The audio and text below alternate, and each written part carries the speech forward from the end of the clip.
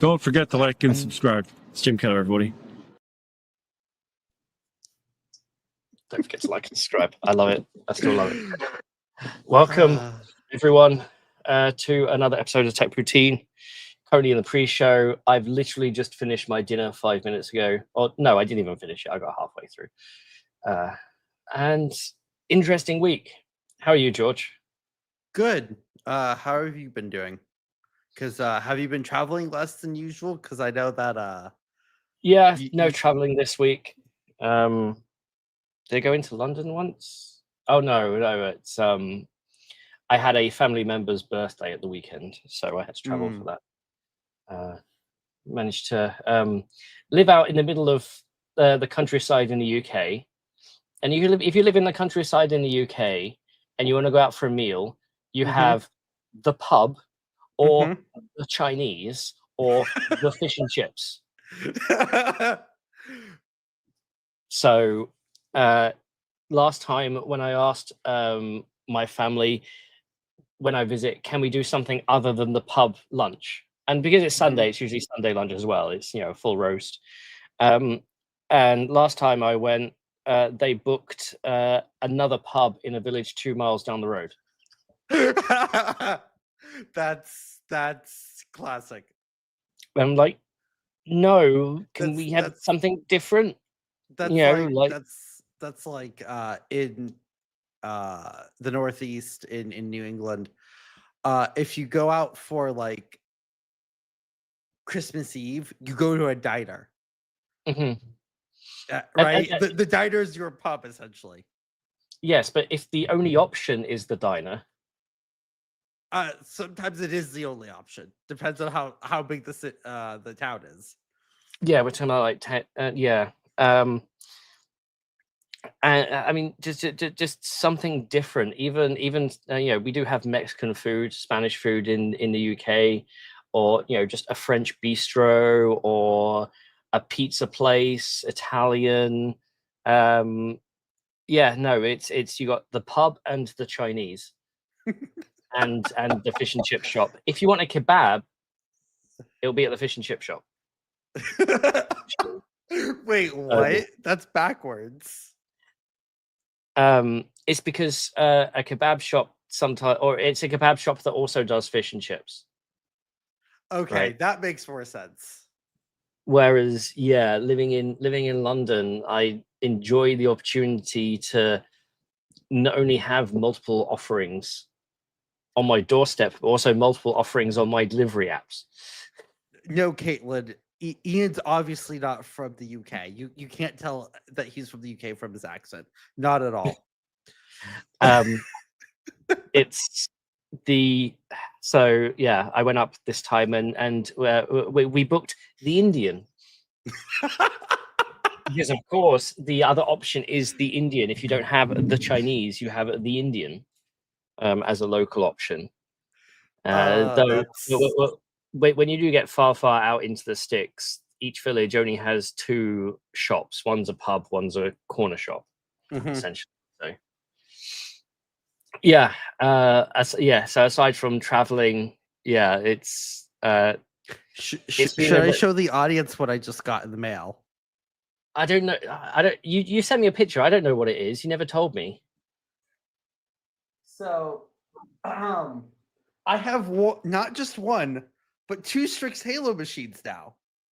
Oh, it's the. But this has 128 gigabytes of RAM. How much storage? 1 terabyte. 2 terabytes. And this is a full 228 or 2280. 2280. So you could put 4 terabytes in this. If in theory you could cool it. Is that direct from HP or did you get that somewhere else? PR company contacted me, Edelman, but it was nice. from HP. Nice. I didn't realize Edelman had the HP contract. Yep. That's cool. Rob says, last time I tried to find a chippy in London, everybody looked at me as I was an alien. Yeah, because the fish and chips you want as a tourist is the one at the beach. not the one in the capital, which is nowhere near a beach. The chippy you get in a village is the option because it's the only thing local. So, yeah. Hey, Dom, something cold dead hands. It's chip is also another name for a woodworker. So you either go for a chippy or you are a chippy. Just like an electrician is called a sparky. Going for a chippy. An electrician is called a sparky. Obviously. So it sounds like a startup to a joke. Sparky and a chippy go into a chippy. Yeah, so, it's Philtography says, do you think places outside of UK go for a British?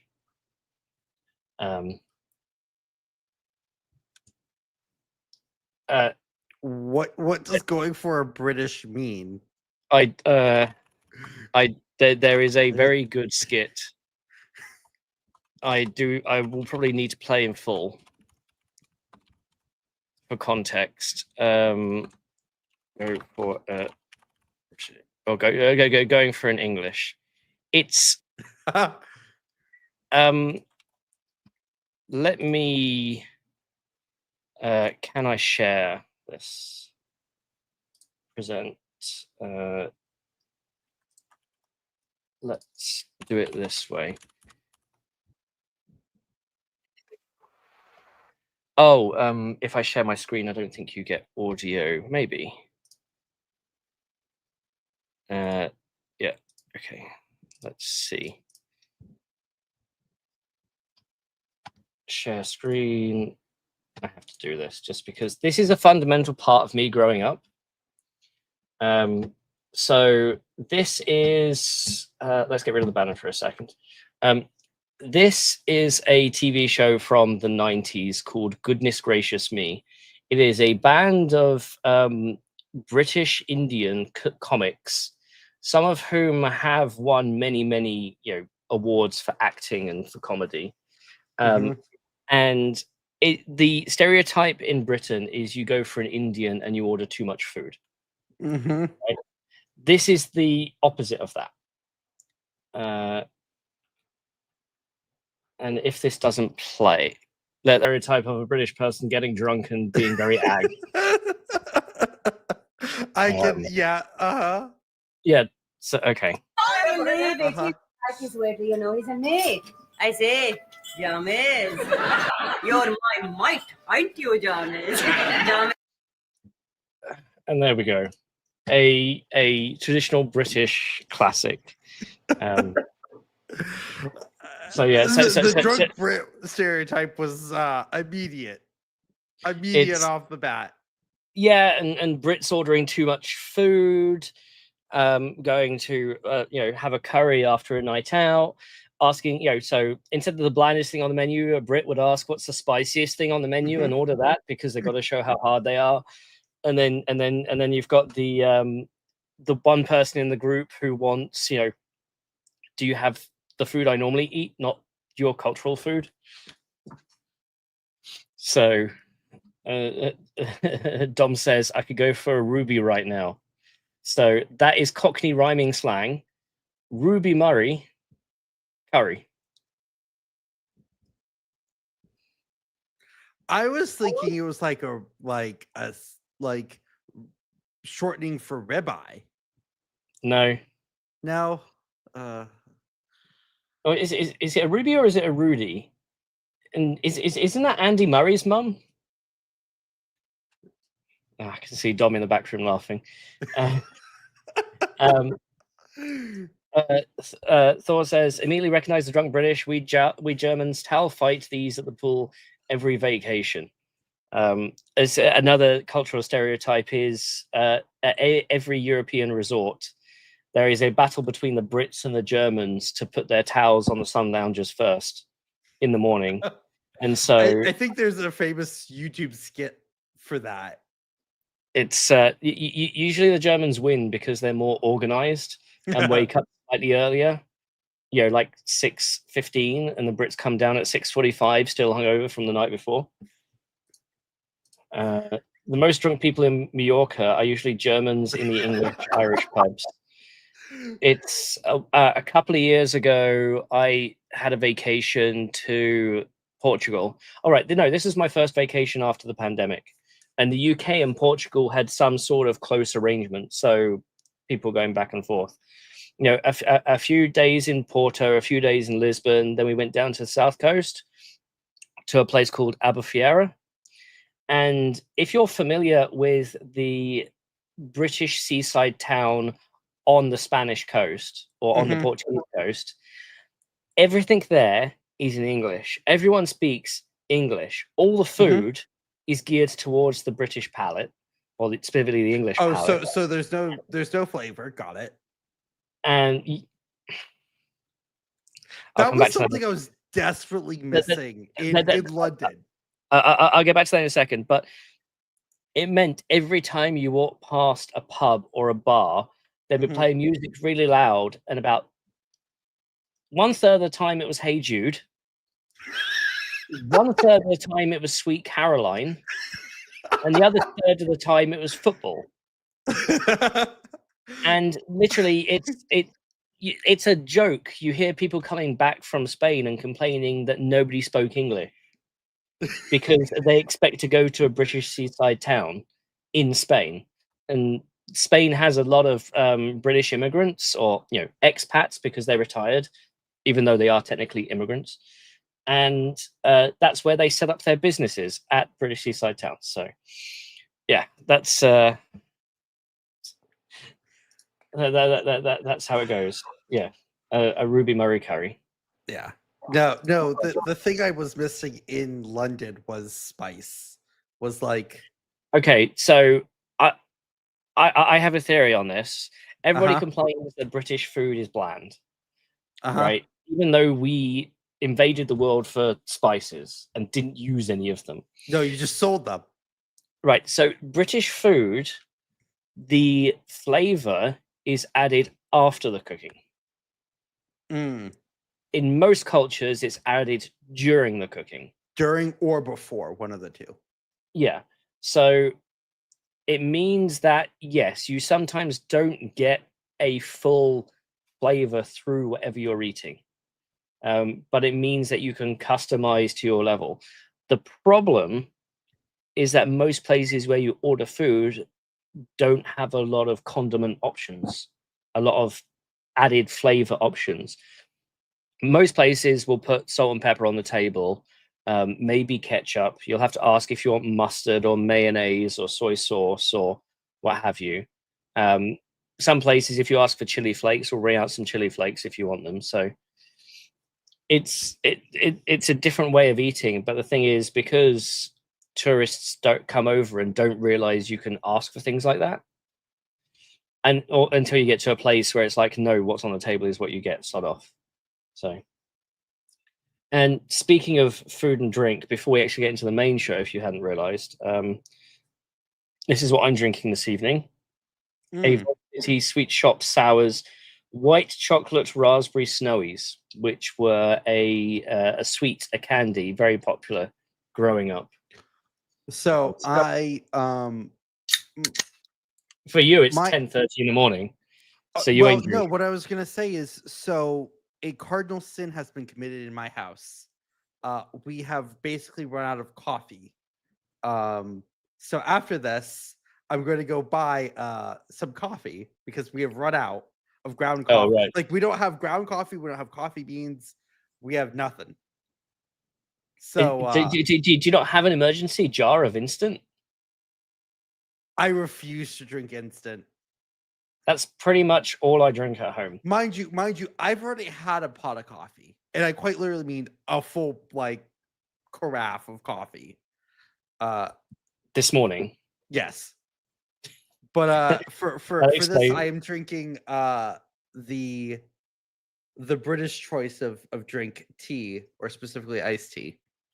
Yeah. It's yeah. Will, I agree with you. I can't do instant coffee either. I can barely taste the difference. See, Dom, honestly, doesn't affect me like that. It affects me like that. I can drink a whole pot. It makes me very fluid in the morning. Mm. Oof. I have announcements. Well, oh no, that's the timer to say that the weekly HPC huddle is about to start, but instead we're podcasting.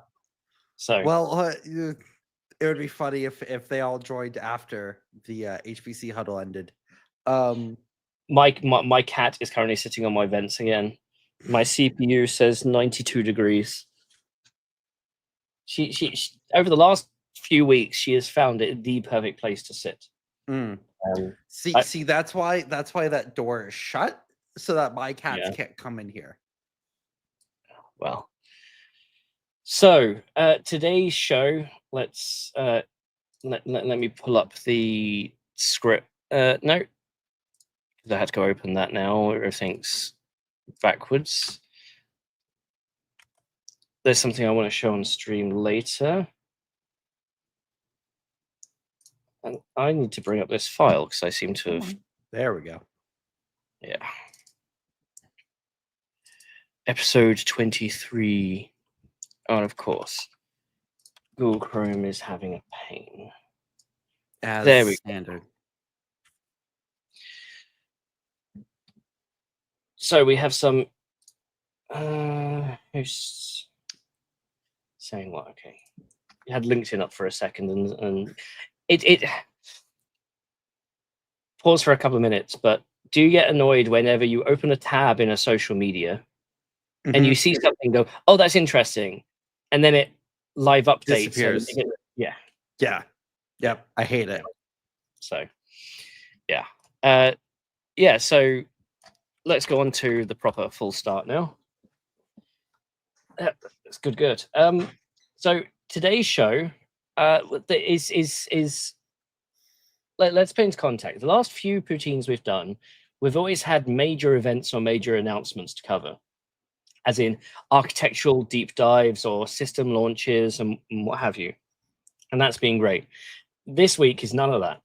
So we get back to a regular news cycle for at least a week. But actually, let me put this over here. Yeah, okay. So hi, everyone, and welcome to the Tech Poutine, your weekly-ish podcast here over at Tech Potato. My name is Ian Cuttress. I'm the head of More Than More, also known as Chips. And joining me, as always, is my co-host, George, known as Cheese. And if we had a guest, they would be the gravy, making a lovely tech poutine. If you enjoy the show and you enjoy the content we do, we have this channel. You can obviously like and subscribe, and you saw Jim Keller right at the start. George has chipsandcheese.com and his YouTube channel as well, so go and like and subscribe over there. In this show, we've got a number of topics, and you've probably seen on the thumbnail, the highlight topic is going to be, or at least one of the topics we're going to cover this week is going to be AMD and some of the announcements they've made this week. I know George has some things to say about their networking side of the business, which is something that we don't often talk about here, but is well worth talking about in general. Intel's also made some announcements this week. Litboo is starting. We are also at the start of financial season. We had ASML's numbers come out on Wednesday, so I want to go through some of those. I've made some graphics for that, and then we've got a few others, things like Huawei may actually be buying chips from TSMC again. I'm not sure if George knows what story that is, but I do. My Discord keeps me pretty well apprised of what's happening. Yeah. So let's go straight into AMD to begin with. Let me bring up this slide, this screen. And it's part of a bigger story, I think. And what's important to know is the event season we're moving into is Foundry season. So in next week, we have TSMC's Technology Symposium. The week after, we have Intel Foundry. A few weeks later, we have Samsung. And then later in August, we have Global Foundry. So there's going to be a lot of Foundry news to cover over the next few weeks. And jumping I the was gun about a to little. say, the TSMC I didn't realize just how close the tech symposium was. I didn't realize It's that the was literally 23rd. around the corner. Yeah. If I didn't have to stay home to look after my cats, I'd probably be out there. The annoying thing is, I will be out there for Intel's event on the 29th because it's they having it in the same building as they do. I know Global Foundries is going to be in the same building as well. Samsung's the odd one out because they'll do it actually at their headquarters in the Bay Area. But jumping ahead of TSMC's event is AMD posting this press release showing that they are going to be the lead partner for TSMC. They're going to be the lead HPC partner. So in TSMC's parlance, HPC is anything smartphone or above, right? I thought smartphone was segmented off. No, No. HPC is smartphone plus. Oh, okay. So normally with a new process node, It's Apple is number one and has been for ages. So AMD has the lead this time around. It's going to be a small chip because the first on a new process node is always a small chip. We often call them pipe cleaners because the partner works in conjunction to help improve yield over time. That doesn't mean there won't be another 2nm partner coming out first, but there may not be HPC. For some reason, this is very clear that this is the HPC. They're the lead HPC partner. Sorry, I'm just doing some very quick timeline checking here. Mm-hmm. Okay. So assuming that, so the last time this almost happened was actually, again, with Apple and AMD, with the A12 and the initial launch of Vega 20. They were less than 2 months apart. Okay. A12 launched first, with MI 50 and 60 launching just shy of 2 months later. So A12 was in the iPhone X? This would be the N7 node. This is the, oh geez, I don't know. I don't know Apple. Yes, it's Apple X. You're correct. Yeah, the iPhone X. iPhone X. Yep. Yeah, the iPhone X would have been a smaller chip. So much. Yeah. So smaller chips tend to be lead vehicles, especially now that costs for developing on new process nodes are so much higher than ever before. N2, as we've covered on the channel before, is TSMC's gate-all-around technology. You see it here. It says, nanosheet technology. And what they're showing off is one of the early test wafers of AMD's Zen6 chiplet CCD core chiplet called, and this is Venice. So we had Rome, Milan, Turin. Well, Naples, Rome, Milan, Turin, Genoa, Turin, and now Venice. We said Trento. Shout out to folks who know what that was. Yeah, and then Bergamo in there as well. But so this is meant to be, the EPIC 9006 series. This is what this chiplet's going in. Chances are, again, it's going to be small. These CCDs tend to be 70 to 80 square mil. Yeah, I was going to say, based on historical CCD size, I would bet a 70 to 80, at maximum 100 millimeter square die. I remember somebody talking about on Twitter about how this wouldn't be profitable because because of the price of the wafer. I did a little bit of math. And if it's a 70 millimeter chip, you're getting over 850 of those a wafer.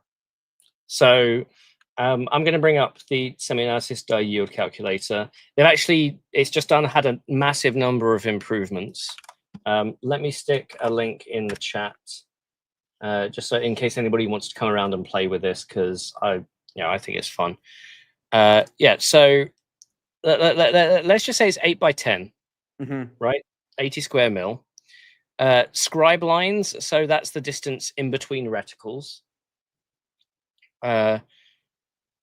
Then we have reticle, and if we were doing high NA, we'd go to half field exposure, because high NA reduces one dimension by half.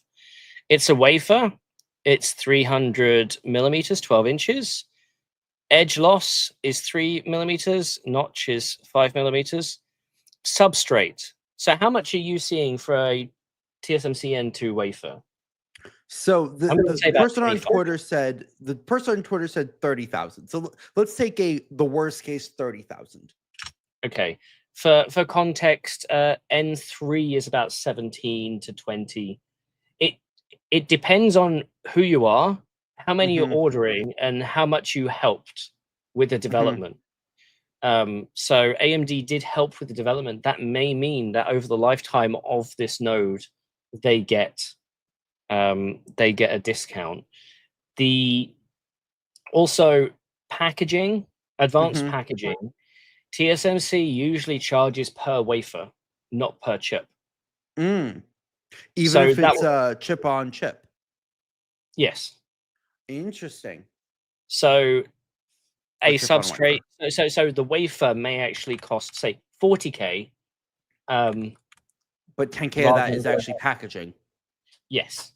Interesting. Okay. And TSMC doesn't break out the cost of packaging in their financials.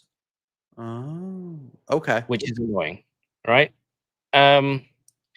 Yeah, and we're using Murphy's model, and all die area is critical. The reason why this is an option is because with a normal chip, you have cores and you have cache, and sometimes you can have a failure in the cache because you've built in redundancy. And then you can just disable a bank of cache, because you're going to do that anyway once per core. Yeah, like for example, each core, let's say you may have in each L3 slice may have 68 banks, and you disable 4 traditionally, so you can have a failure in one of them, and you still have your total of 64 for your shipping, right? Something like that. Yeah, or when it's in production, when it's running, it will randomly select 64 out of the 68 to activate at boot, and you do some like load balancing, wear leveling over time.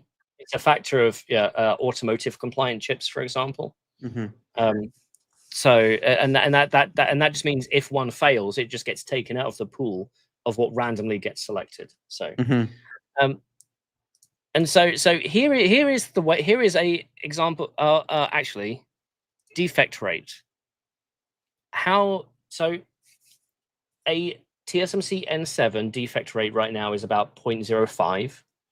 A 3 nanometer is about 0.075. And this is after we've gone to mass production. So chances are N2 is still at a reasonable defect rate. Let's say I think 0.1 is probably pretty reasonable for a. If we consider that a year from high volume, Intel was 0.4, and they said that was within industry standard. The problem is this is nanosheet, which typically means that you start higher up that, more defects because it's a new technology. And also some of the numbers from TSMC N2 about SRAM yield. I calculated one of the numbers that came out back in September, and it was a defect rate of 1.6 per square centimeter. So I'm just going to say 0.2, which means that across a whole wafer, you're going to get somewhere around 100 defects. And this is a physical defect. This isn't a parametric yield change. So it's just considering what is physically possible. And this is the wafer, right? So what you have here is each one of the blue large squares is a reticle. So that's what you shine on the wafer. There is something a bit wrong with this model here, but we don't need to get into it specifically this time. There is a total of 792 dies. Here, maybe I can zoom in, a bit more. 556 are good dies. Defect dies, so these are ones with errors that they consider unrecoverable. Partial dies, these are ones that are physically partial, so like right on the end, so they're not useful either. And then excluded dies are even worse than that. Realistically, these two are the same thing. So here you're assuming a yield of 85%, and at a price of 30,000 per wafer, you're looking at a cost per die of $53. Yeah. So for context, I think Zen 3, the chiplet there, I did a video and I calculated about $25 per die. So about double, give or take. But that may not be the main cause of the cost. Packaging has got to become involved, and that's becoming more expensive as well. So if you're doing a consumer chip, because I saw in the comments talk about consumer versus enterprise, if you're putting 2 on a Ryzen chip, that means it's 107. So it's 54 basically. $108 cost to AMD before packaging, before going to retail. If we're looking at an EPIC die, using what, 8 of these or 12? 16. 16 is what turns at. Yeah, so that's $800. Yeah, in core $800 dies. for a part that they're probably selling. I mean, the MSRPs on those chips are Not what people pay. Yeah, let's say that. So for the IO die, the packaging, and the chiplets, let's say that's $1,500. They sell it for $6,000. That's margins of over 200%. Yeah. They let's put it to you this way: $30,000 in wafer cost would not kill margins at all. So I did the math for Blackwell, NVIDIA's Blackwell on N4. And the silicon there only costs, silicon plus packaging is about $1,000 per chip. Per chip or per package? Per package. Per package. So that's 2 almost reticle sized dies with CoWoS L. You're paying about $1,000 for the chip plus packaging. You're paying about $3,500 for the HBM, because 192 gigs is a lot of memory. And then on top of that, you've got power delivery and your main PCB, which is perhaps another $1,200. But that's just BOM cost. That doesn't include that. There's nothing in there to do with R&D. There's nothing there to do with shipping. There's nothing there to do with the test and validation sequence. This is just raw bill of materials. And for people who are not in a let's buy stuff and get it shipped mindset, think that BOM cost is unrepresentative of what actually is the cost of things. But in reality, this is how companies decide from ground up whether something's worth doing. And also that substrate costs, that 30,000 here, that's TSMC's cost to the partner, so that includes TSMC's margin. Yeah. And honestly, for a partner like AMD, like NVIDIA, like Apple, they aren't paying that much. They're probably paying more in the region of, if I was just let's take a company Ampere or Silicon Next Silicon, right? Whoever. Tenstorrent. If they pay 30,000, AMD, Apple, NVIDIA, they're probably paying 25. Yeah. 22, 25. Low volume customers do pay more per unit. But also, you know, on top of that, you still need to pay for masks and pellicles and everything else. So, thing is, okay, so what would be a prohibitive cost? 100K per wafer? For client, Yes. For client, yes, this is way too unacceptable. $180 a chiplet. But for enterprise, yeah, you could absorb that. It would hurt, but yeah, you sell your part for $10,000 now. Yeah. So if we do, you know, proper Blackwell, right? With that defect rate. Yeah, so they're only getting 38 good dies per wafer before parametric yield. To which the cost per die on N4 is $540 per chip. Okay, then I would put Blackwell at probably the silicon cost is probably about 1,500 to 2,000. 2,000 being your conservative if you're assuming that the packaging costs as much as the actual printing of the silicon, which it shouldn't, but yeah, so all good. But yeah, so in terms of this being super expensive, it's not. It all depends on the die size, but even then, even if it was twice the die size, it wouldn't be too bad. No. Two things. There were some comments if this was N2 or N2X. I'm like 99% sure that this is just standard N2. Like, I really doubt that this is, because as far as I know, AMD hasn't used an X node. They've only ever used a P node. Yes, I'm aware of the Tech Insights article that says Zen 5 CCDs are N4X. I've asked AMD this. It's N4P.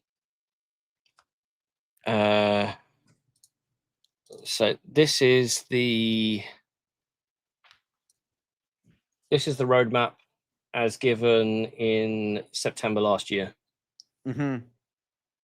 So there is going to be an X. Yes. But will that be hitting volume fast enough for AMD?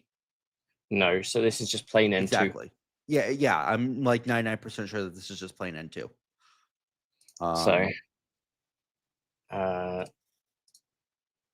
There is a different version of this that I made, but I can't seem to find it in. Oh yeah, here we go.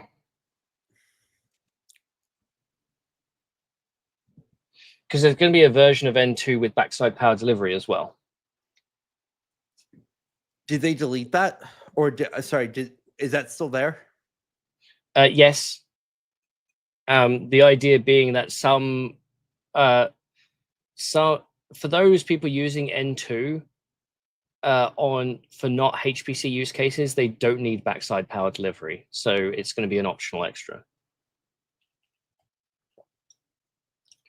And yeah, this came out from this time last year, I think.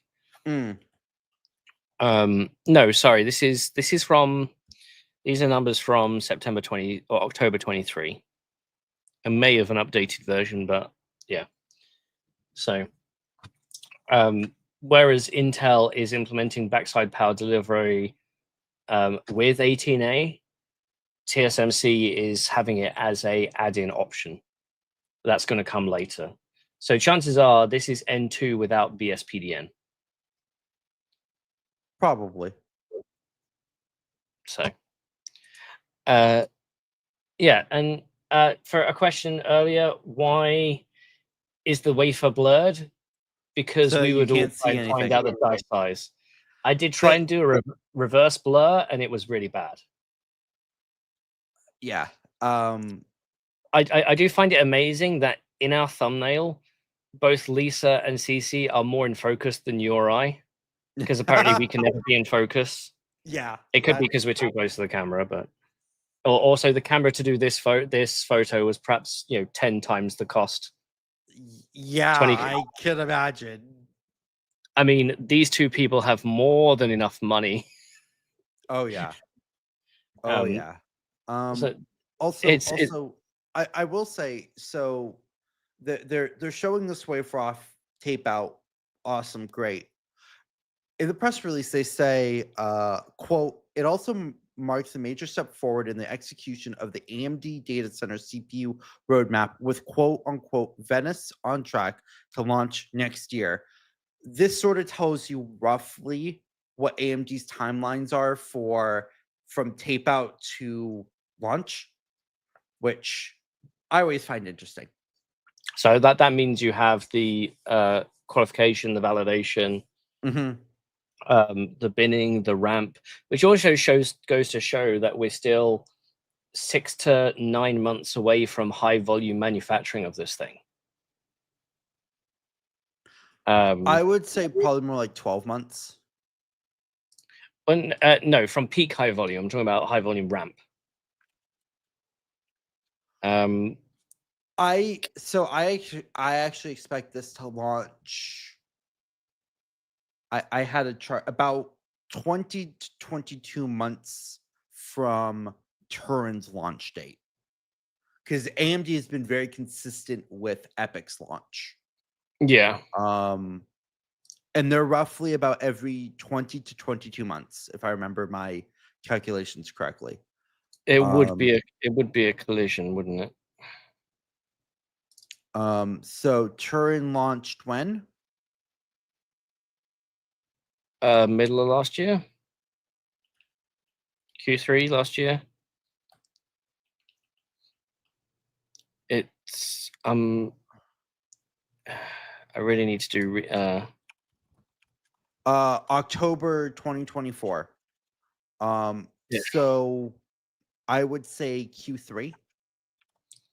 Really need to do a better job with naming my images, because Google Drive is really bad. So Yeah. let's go to this tab. An article I posted in 2020. This image was my lock screen background for years. Is it? No, not that image. Let's go to this image. So this is a defect rate over time of N10, N7, and N5. And you see it goes asymptotic over time. MP in this case means mass production. So if we're 3/4 away from mass production, right? Yeah, we're perhaps still at the 0.2, 0.3. So when people say it's going to be expensive, they're considering the yield, the defect rate here, not the defect rate here, which is the defect rate when it actually goes into mass production. So, yeah, and because it's N2, you might expect it to be a little bit higher to start with. But as you can see, everything is pretty much all tending towards around the same defect rate. But these are all FinFET nodes. So Intel says that their gate-all-around technology can easily get to the same yield as their FinFET technology. So there's that. Share this tab. Yeah. And so Venice next year.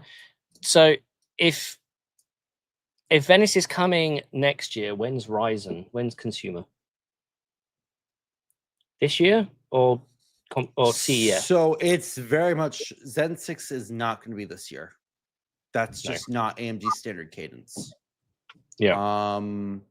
Traditionally, client launches first. Traditionally.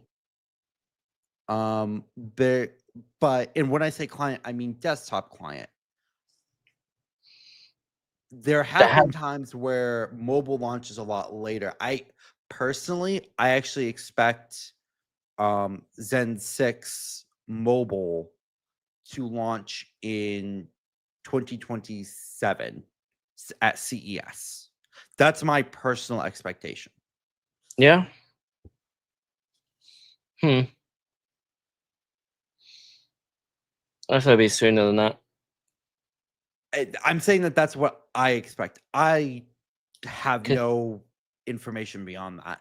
Yeah, we are pretty much in a very down period in launches, aside well, from 5060.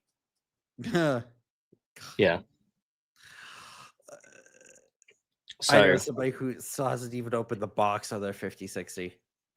It's like, what's the point of reviewing it? But I'll leave that to another discussion. the other thing that came through with this announcement that kind of flew under the radar a little bit is this line. Yeah, I saw that line. Yeah, so let me read this one out because this is important. AMD has announced the successful bring up and validation of its 5th generation AMD EPYC CPU products, so Turin, at TSMC's new fab facility in Arizona.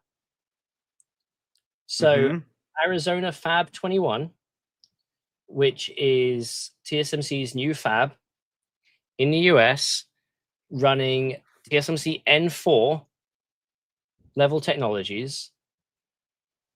AMD has already gone through bring up and validation.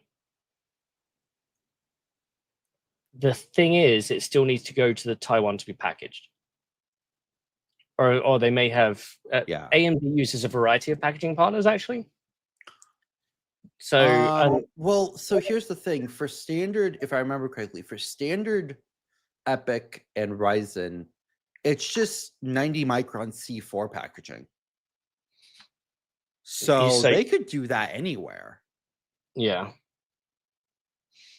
Like I'm pretty sure global foundries can do that.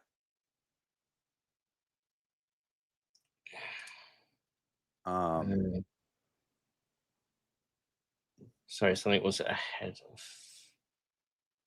Where am I going? Yeah.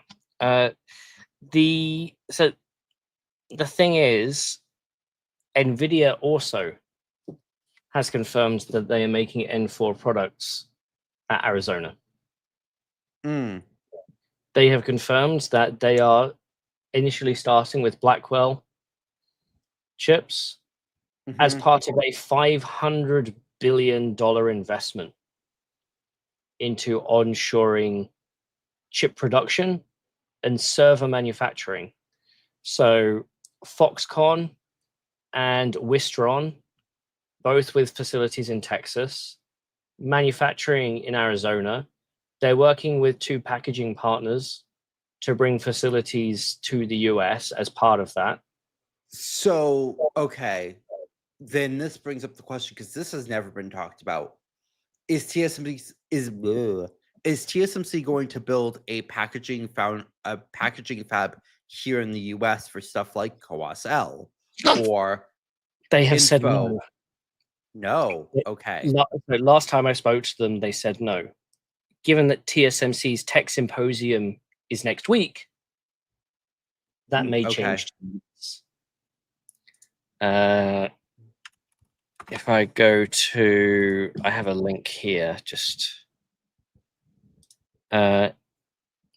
So 2 packaging companies, Amcor and SPIL, do already have facilities in Arizona. NVIDIA has commissioned a total of 1 million square foot of space across its end-to-end line as part of that 500 billion. So basically, they're working with partners to have NVIDIA dedicated facilities beyond what they already have, it sounds like. Let me share this tab, because this is what NVIDIA said 4 days ago. American-made AI supercomputers, though the cache is designed in India, as it usually is. NVIDIA Blackwell chips have started production at TSMC's plants in Phoenix, Arizona. So they haven't gone through test and validation yet like AMD. They're in production. What TSMC has likely done is what Intel does. They do a copy exact. So they take exactly what their layout is in their main fab and then port it to a new fab. DKR says TSMC's new hardware investment includes 1 advanced packaging fab, 3 wafer fabs, and 1 R&D center, right? No. The only thing they said is 5 fabs and 1 R&D center. They said nothing about advanced packaging at the time. And when I asked the CTO last time, or maybe he's not the CTO. I forget what position he is. Dr. Kevin Zhang. If you watch my interview with him, I asked him specifically about bringing on board packaging onto the US, and he said there's no intention of doing so at this time. But that was last year. Things change. Yeah. Adding American manufacturing helps us meet the incredible and growing demand for AI chips. There's a lot of stuff that's also near-shored to Mexico. A lot of the server companies that build the servers, like Foxconn, Wistron, all have facilities in Mexico, and they're expanding those facilities as well.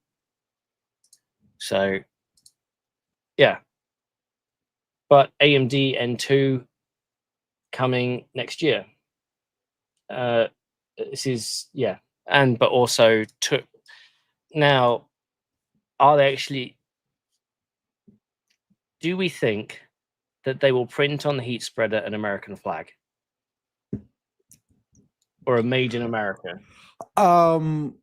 What they may have is fabricated in the US, because AMD has done that before.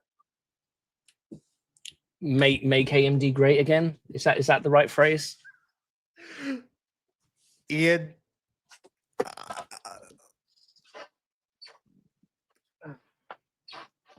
is that the right phrase?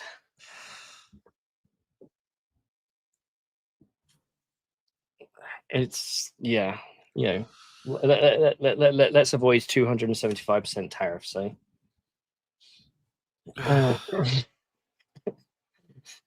No. Rob says Trump No. Yeah. I will scream even louder. Yeah. George is gonna mute first and then swear profusely until he gets arrested. But yeah, the important thing here is TSMC Arizona Fab 21. And you can bet your bottom dollar that as part of Okay. So chat. TSMC's Tech Symposium, I'm going to be pushing for. Are we going to get a tour of Fab 21? That would be cool, because it's well, relatively down the street from me. So my inkling is that the Foundry events this year, TSMC, Intel, Samsung, Global Foundries, are all in San Jose or Santa Clara. Next year, they're all going to be in Phoenix. Yes. Semicon West is going to be. It's thankfully in October this year, not August. That helps, because nobody wants to be in melt your face off Phoenix triple digits in August. But yeah, I don't mind going to Arizona. I don't mind going to Phoenix. Our good friend Patrick Kennedy's there. Yeah, and for me, I could drive there. And Patrick can all drive us around in his Cybertruck. Or his Polestar. So that's AMD and things upcoming. Very exciting. We did mention last week that they've announced their Advancing AI event, June 12th. George is going to be there. I'm not. I'm on vacation. Well, actually, no, I'm going to be at VLSI, so I'll be in Kyoto. Nice. Attending that event instead. And Max joins us from High Yield. Hey, Max. Good to see you. Now, let's go on to George's topic, because George has rants ahead. Let me bring this slide up. Or this. Okay. Take it away, George, what we're seeing. So, I'm going to make sure that I get my date right here. Provide some context in case people haven't heard. Yeah, that's what I'm trying to do. Okay, so in Q2 in April 2022, AMD bought a startup known as Pensando. What Pensando focused on was networking, specifically DPUs. Now, DPUs are a big part of the hyperscaler data center. They're known as data processing units, And they have the very important job of offloading stuff like NVMe storage access, or in the case of AWS, hypervisors over to a separate device so that the CPU or the main system SoC doesn't have to deal with all the networking, which can get very stressful at times. It's basically a computer within a computer. And what AMD has announced a few days ago is that their brand new Pollara 400 NICs are now generally available. And why is it called Pollara 400? And that's easy, because it can do 400 gigabit Ethernet through line rate. And that's one port. That's a single port of I actually posted the product brief in the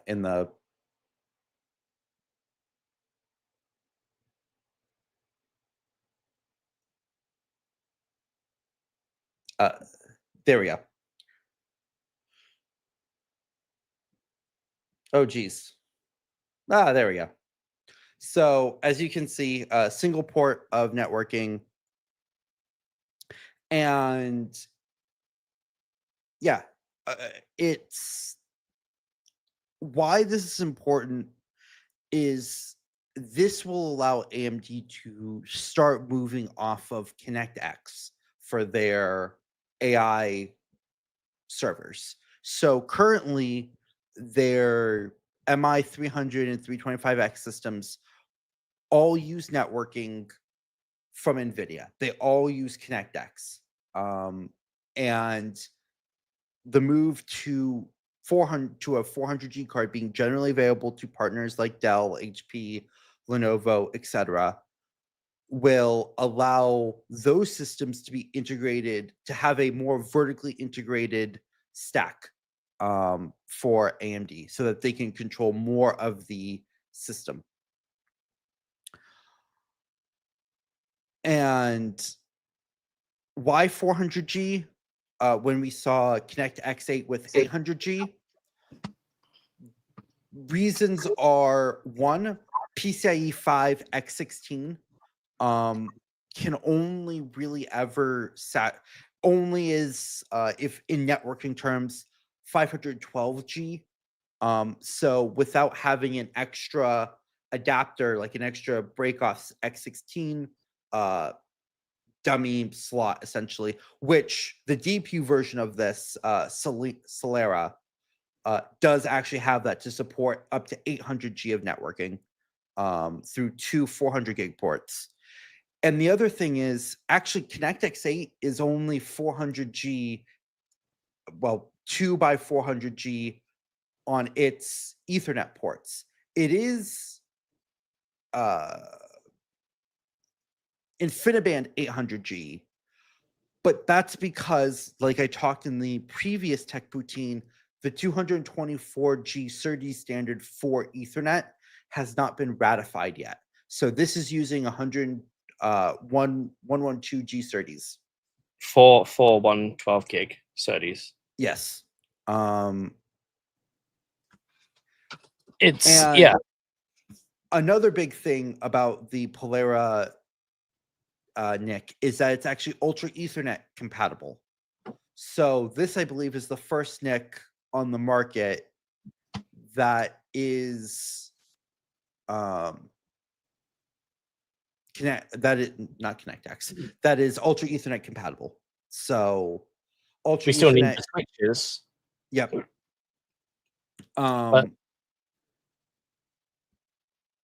But yeah, and now this is why I'm going to start ranting.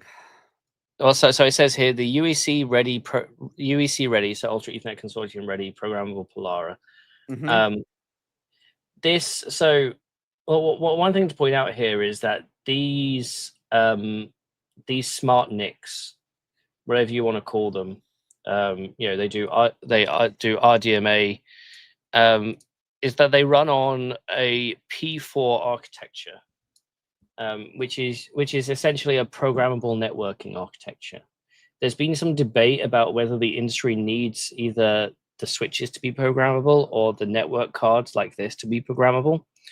And what's worked out is that it's got to be the network cards. Now, for competitive comparison, NVIDIA obviously has Mellanox, and Mellanox help build the InfiniBand solution and also NVIDIA's Ethernet solution now.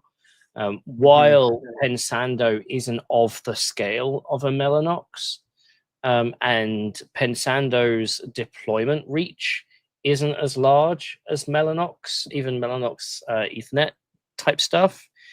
There are lots of Ethernet players out there.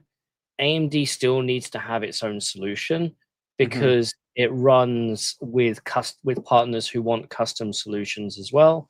But it also helps them define an A plus A plus A plus A solution that is quote unquote guaranteed to work. NVIDIA is very cognizant of the fact that it wants you to use NVIDIA top to bottom in its stack. CPU, GPU, networking. If they made a BMC, they'd want you to use that. It's all that sort of stuff from preferred partners. Part of the whole thing about Ultra Ethernet Consortium, UA Link, is that it's meant to be all mix and match. There's an argument there that making standards makes it easier for everyone, but is slower. So it's all that sort of thing. So yeah, it's important for AMD in AI. It's important to show that it works. One of the things we're expecting from Lisa this year is showcasing full rack scale solutions of AI. The NVL72 equivalent. AMD's Advancing AI event. They've just closed the acquisition of ZT Systems. ZT Systems are experts in building infrastructure solutions. So are they going to have a full rack scale that's going to be Pensando enabled? Or the idea is that it's whatever card you want to use, whether it's Pensando, whether it's Cornelis, whether it's whether it's Spectrum, whether it's Intel, everybody can come to the table and use it. So in order for AMD to fill in the gaps, part of it is, Intel has its own networking, NVIDIA has its own networking, AMD has to have its own networking. AMD is the only company with an FPGA company now, but we'll get into that in a second. Nima, AMD owns Xilinx, which owns SolarFlare, which made zero-copy network cards before acquisition. Yes, but SolarFlare is only used in high-frequency trading. Basically, that's who uses SolarFlare. AMD just announced a new generation HFT card a couple months ago, didn't they? Yep, and that's powered by SolarFlare. But as far as I understand it, the Pensando stuff is much more general purpose than SolarFlare is. SolarFlare also makes FPGAs, if I remember correctly. That's that because they're part of Xilinx, so they're sometimes you wish AMD was a bit more open on everything Xilinx does. They don't. Well, it's you need.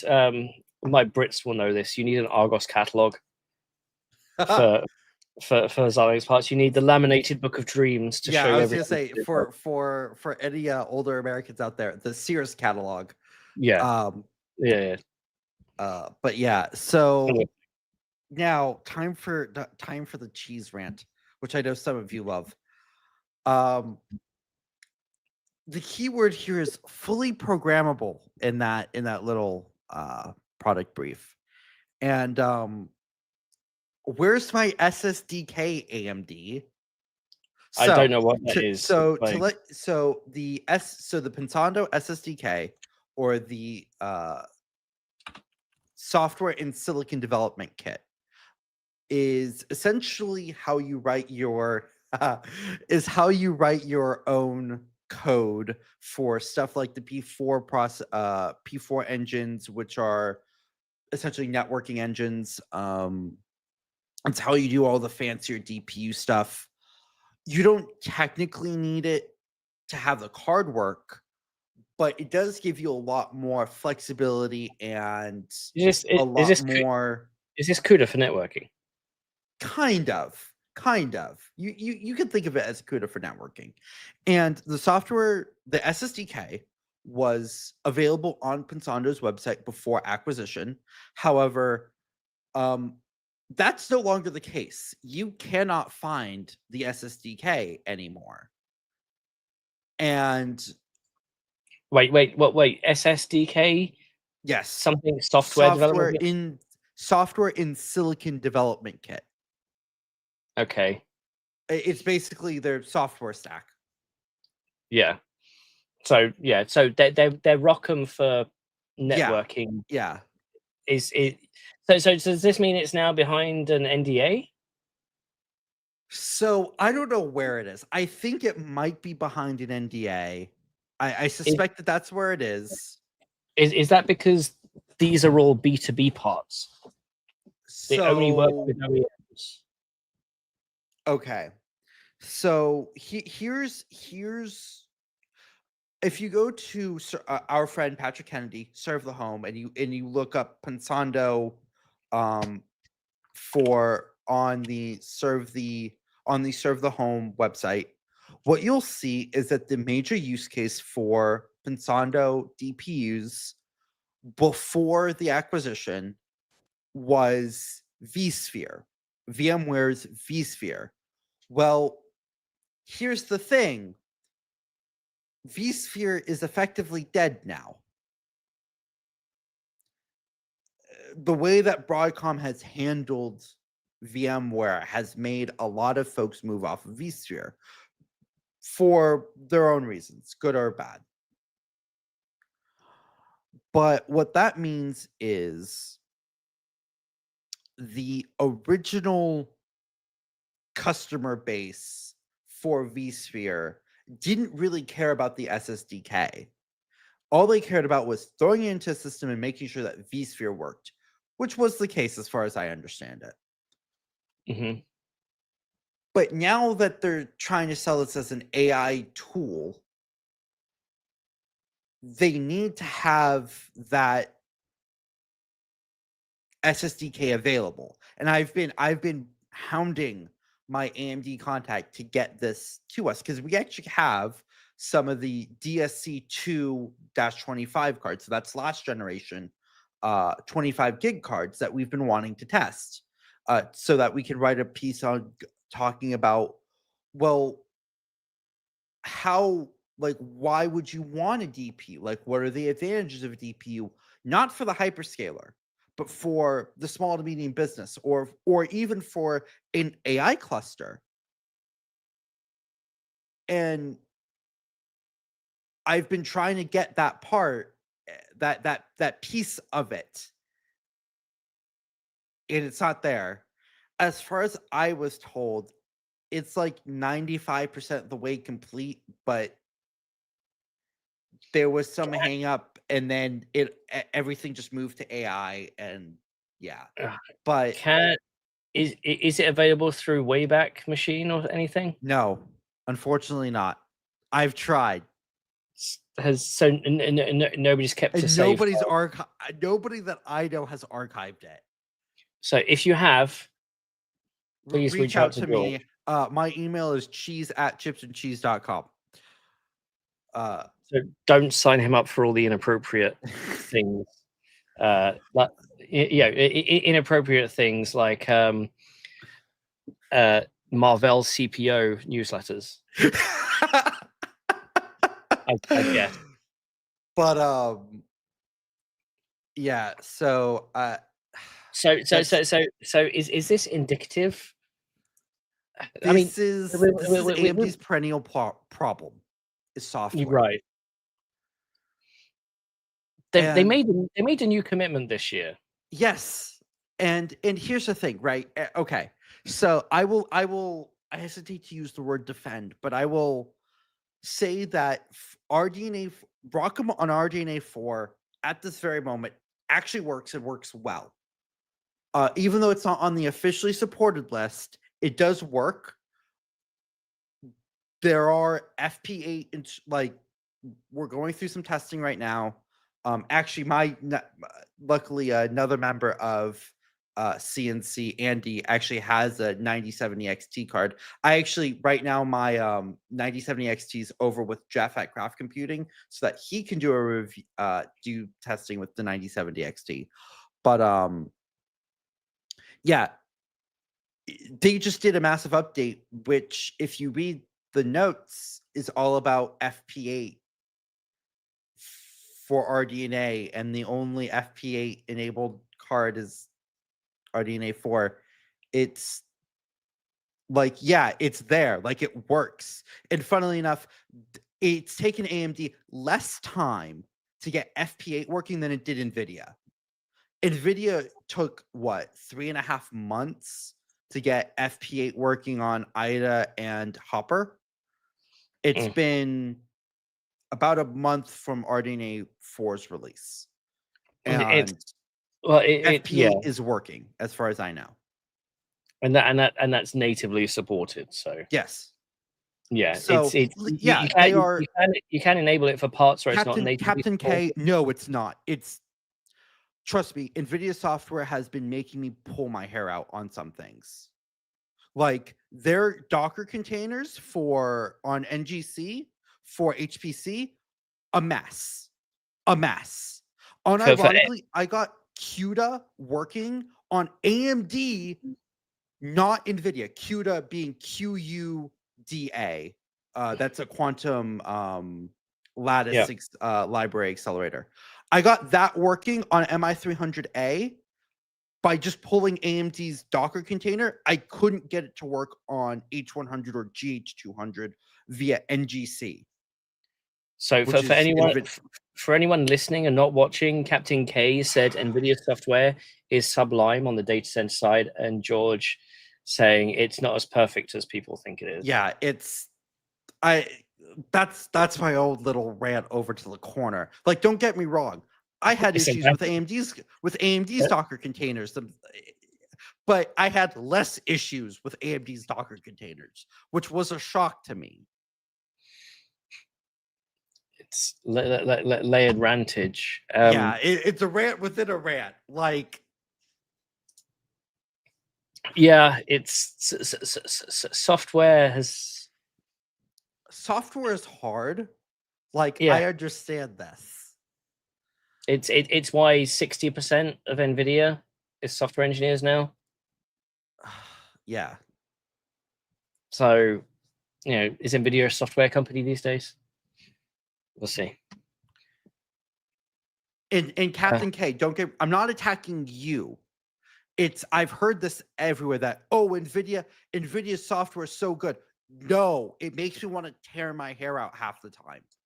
Like, it's better than everybody else, but that's not a high bar in many respects. I'll leave the rant there, because otherwise I'll just start foaming at the mouth.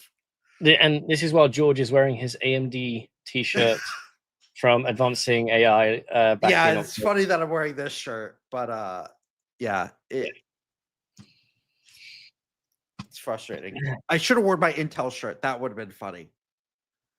So yeah, AMD had a few announcements this week.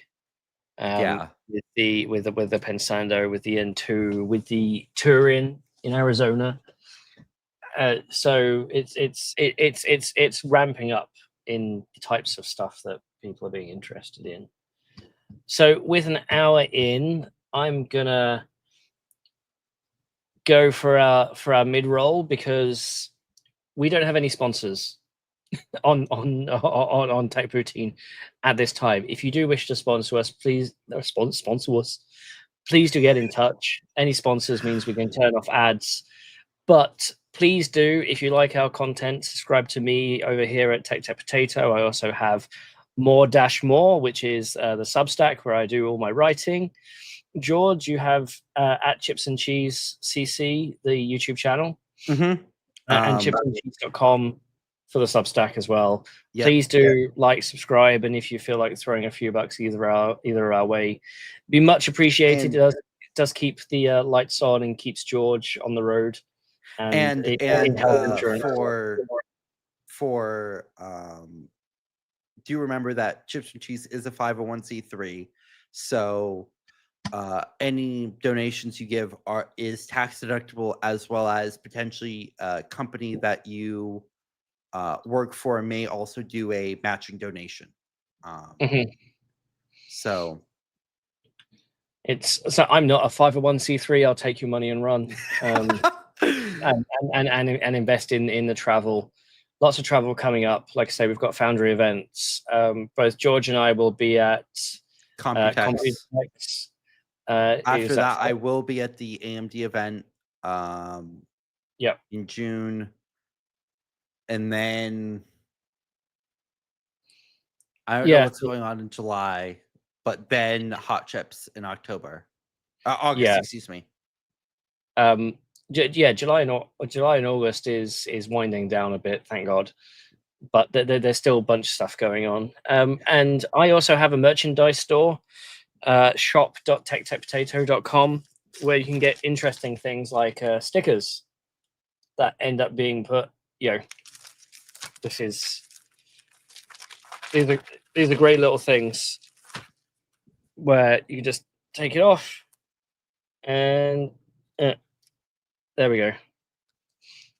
It's my Make Potato Great Again hat. There we go. That works better. and now it's vendor agnostic, so that we can do all the other content today. Did we cover it in the last episode? I now have 20-ounce black hole mugs. I've been using mine all week. It's been great. It holds a full 500 ml 1 pint can of anything. By the way, Dom, a 20-ounce cup, a 20-ounce mug wouldn't even be half of the largest mug that I have in this house that I use regularly. A Jeep pie in the on stream, clearly. Yes, and as Gunny said, don't donate if you can't afford it. It's if you like, and if you'd like to invest, but please take care of yourself first. Yeah, person number one, most important. We'll still be here in one form or another, either way. And we also have Discord channels if you'd like to join our Discords as well. So with that, let's move into the second half. I'm going to talk about Intel leadership change, because this is important.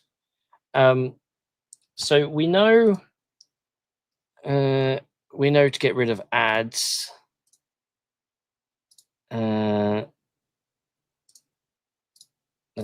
we get rid of the head? No. Yeah. Okay. We're just gonna have Lisa staring. Yeah.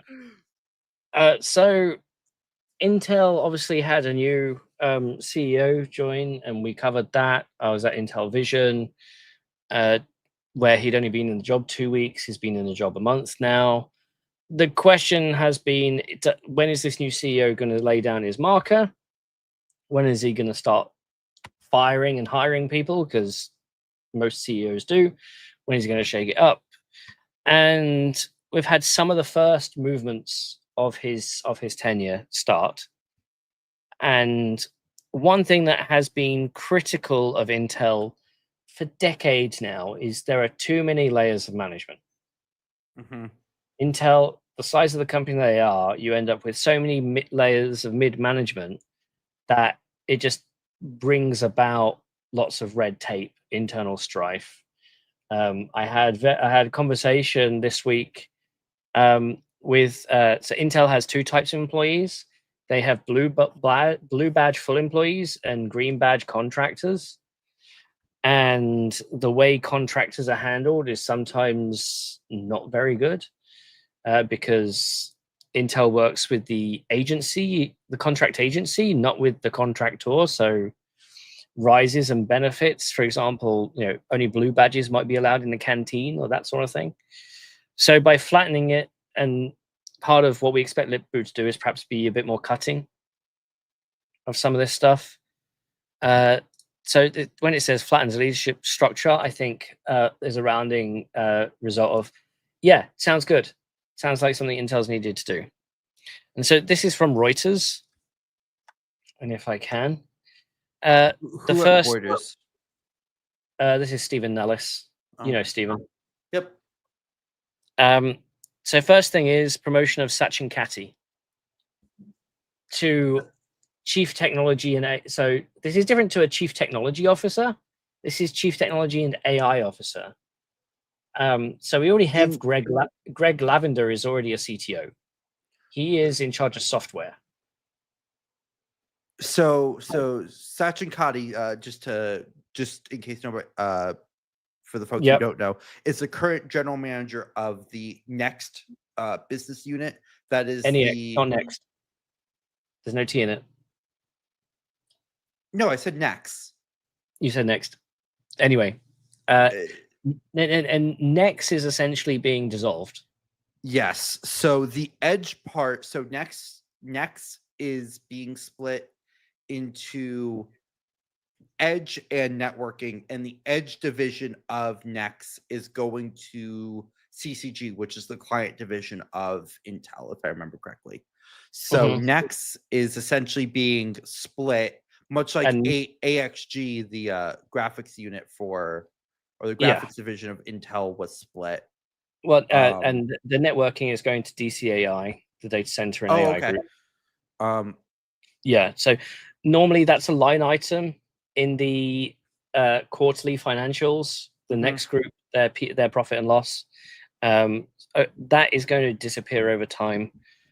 And so Sachin Katti taking over as Chief Technology and AI Officer.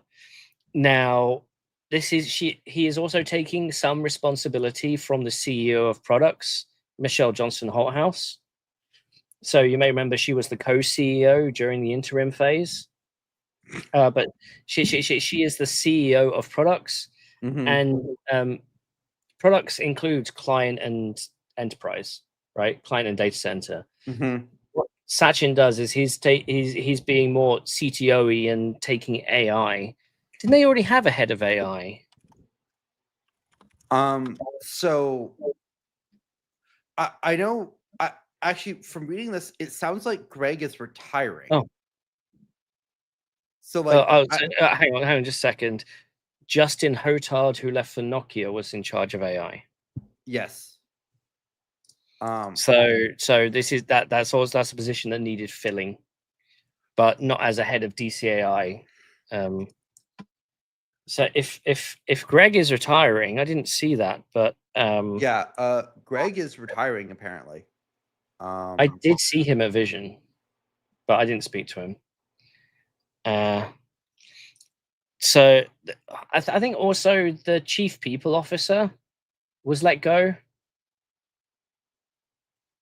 I can't remember her name, but that was Sandra Rivera's old job before she became CEO of Altera, and is now out of the role of Altera, which we'll cover in a second.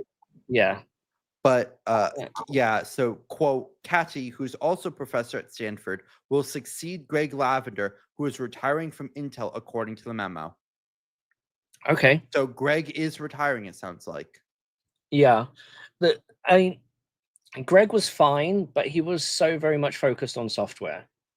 He had almost nothing to say about hardware. And if you're a CTO of a hardware company, or maybe Intel's a foundry company, or maybe Intel's a software company, I always thought you needed a CTO with a broader vision than that. Vision. He needed more innovation under his. Yeah, I'll stop. Well, did they cancel innovation? No, innovation just got. There will be an innovation this year, I think. Okay, good. It's just last year's was cancelled. Yeah. So no innovation last year. But starting this year, we'll have innovation. Yeah. Yeah. So here it's saying that Pat Gelsinger has left. Just giving some background to it. Despite acquiring several AI chip startups, there you go. There's a good general knowledge question. Name the 3 AI startups that Intel has acquired. Yeah. Movelis, Habana, and yeah, they not Movelis. Yeah, they acquired Movelis. Movidius. Movelis makes async timing. You're right. I was thinking about them because they reached out to you. LinkedIn. Yes. Yeah, Sorry for that confusion. Akash reached out to you. Yes. Because he also reached out to me. Yes, that's why they were on top of my mind. So but yeah. So Movidius, which went into AIPC. Yep. Habana, which is Gaudi, and then Nirvana, which do you still have? Do you have a Nirvana? No, but I know somebody who I know multiple people that have some. By the way, I actually met Naveen at GTC. Yeah. So for those who don't know, Naveen Rao was the former founder and CEO of Nirvana, who was really hyped up when they got acquired, then got really pissed off when they mothballed. And he went to go lead Databricks. And then Databricks got acquired by someone. I don't remember who, but yeah, they were acquired. Yeah. Because I know the CMO went to work for oh no. Wait a second. Maybe I've got this wrong. Oh no, so he went to go found Mosaic ML, which was acquired by Databricks. Okay. Because the CMO of Mosaic is now the CMO of Cerebrus. There we go. That's what I was thinking of, yeah. So in this, it says, Katti is expanding his responsibilities. He will lead our overall AI strategy and AI product roadmap, as well as Intel Labs. And so CTO and AI officer. So it sounds like he's head of AI strategy and AI product. And the CTO role is labs. Yeah. I had a discussion about Intel Labs with some Intel people recently, just talking about how they used to have a PR person and now they don't. And so nobody's heard much from them in years, unless they have a big paper. So Intel is also looking for a new head of government affairs. Yep. That used to just be the CEO, didn't it? Almost. So the predecessor, Bruce Andrews, left Intel after the elections. Oh, so that's a spot to be honest, for not having a head of government affairs right now. Yeah. And having to lean on other execs. That would be a position that I would be hiring for. Here's the bucket. Here's a briefcase full of money. I don't care who you pick as long as they're qualified. Like basically just get a good person in that position. Can Intel afford a briefcase? For that position, yes. For that position, they can afford a briefcase. So yeah, and this is also at a time when tariffs are going wonky. So apparently, also something else here. Quote, Tan's memo said 3 longtime executives, Rob Buckner, Mike Hurley, and Lisa Pierce, will now report to Tan. So where's MJ in all this then? Because if I remember correctly, Rob, Mike, and Lisa are all CCG and or client focused people. I know that products is more than just client. Yeah. So Rob is CTO of client infrastructure. Oh, sorry, client architecture, client platform architecture. Mike is a musician who died in April 1st, 2025. No, wrong Mike Hurley. So he's corporate vice president of the Silicon Engineering Group. Yeah. Okay. So he's Silicon Engineering for CCG. And then Lisa Pierce is software, if I remember correctly, for CCG. Basically, he's heading the GPU division for software, if I remember correctly. No. She's in charge of all GPU. Oh, all of it. Okay. And NPU. Okay. Okay, then that would, because she got promoted a couple of times. Okay, that. But no, she used to be she was the senior person in charge of all of Intel Arc's software. Okay. Bring up. Okay, so that's what I'm remembering. Her role has since expanded. Got it. Yeah, so it's all hardware and software and IP in client graphics and NPU. So it's only client graphics. It's not enterprise graphics. So, yeah, you would. So this is the thing, right? NVIDIA's strategy, NVIDIA's map, NVIDIA's employee map. What do you call it? Doesn't Jensen have like 60 direct reports? I've heard that it's very. And the idea there is it to be a more flat. So the thing is, you can be extremely hierarchical, as in your performance review will only ever be given by the person above you in the hierarchy chain. In a flatter company architecture, it may be done 2 or 3 people above you. And I think that's purely what this is. When Lip-Bu has org chart, there we go. When Lip-Bu said, needs his updates, his once a month updates, and he brings all the different people who report to him in.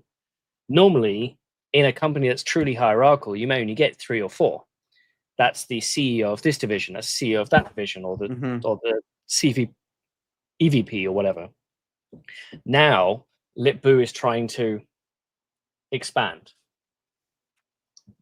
And yeah, DKR says Tan reportedly said in his memo that Intel's biggest money-making business units, the DCAI and CCG, will now report directly to him. Some may say this is MJ being moved out.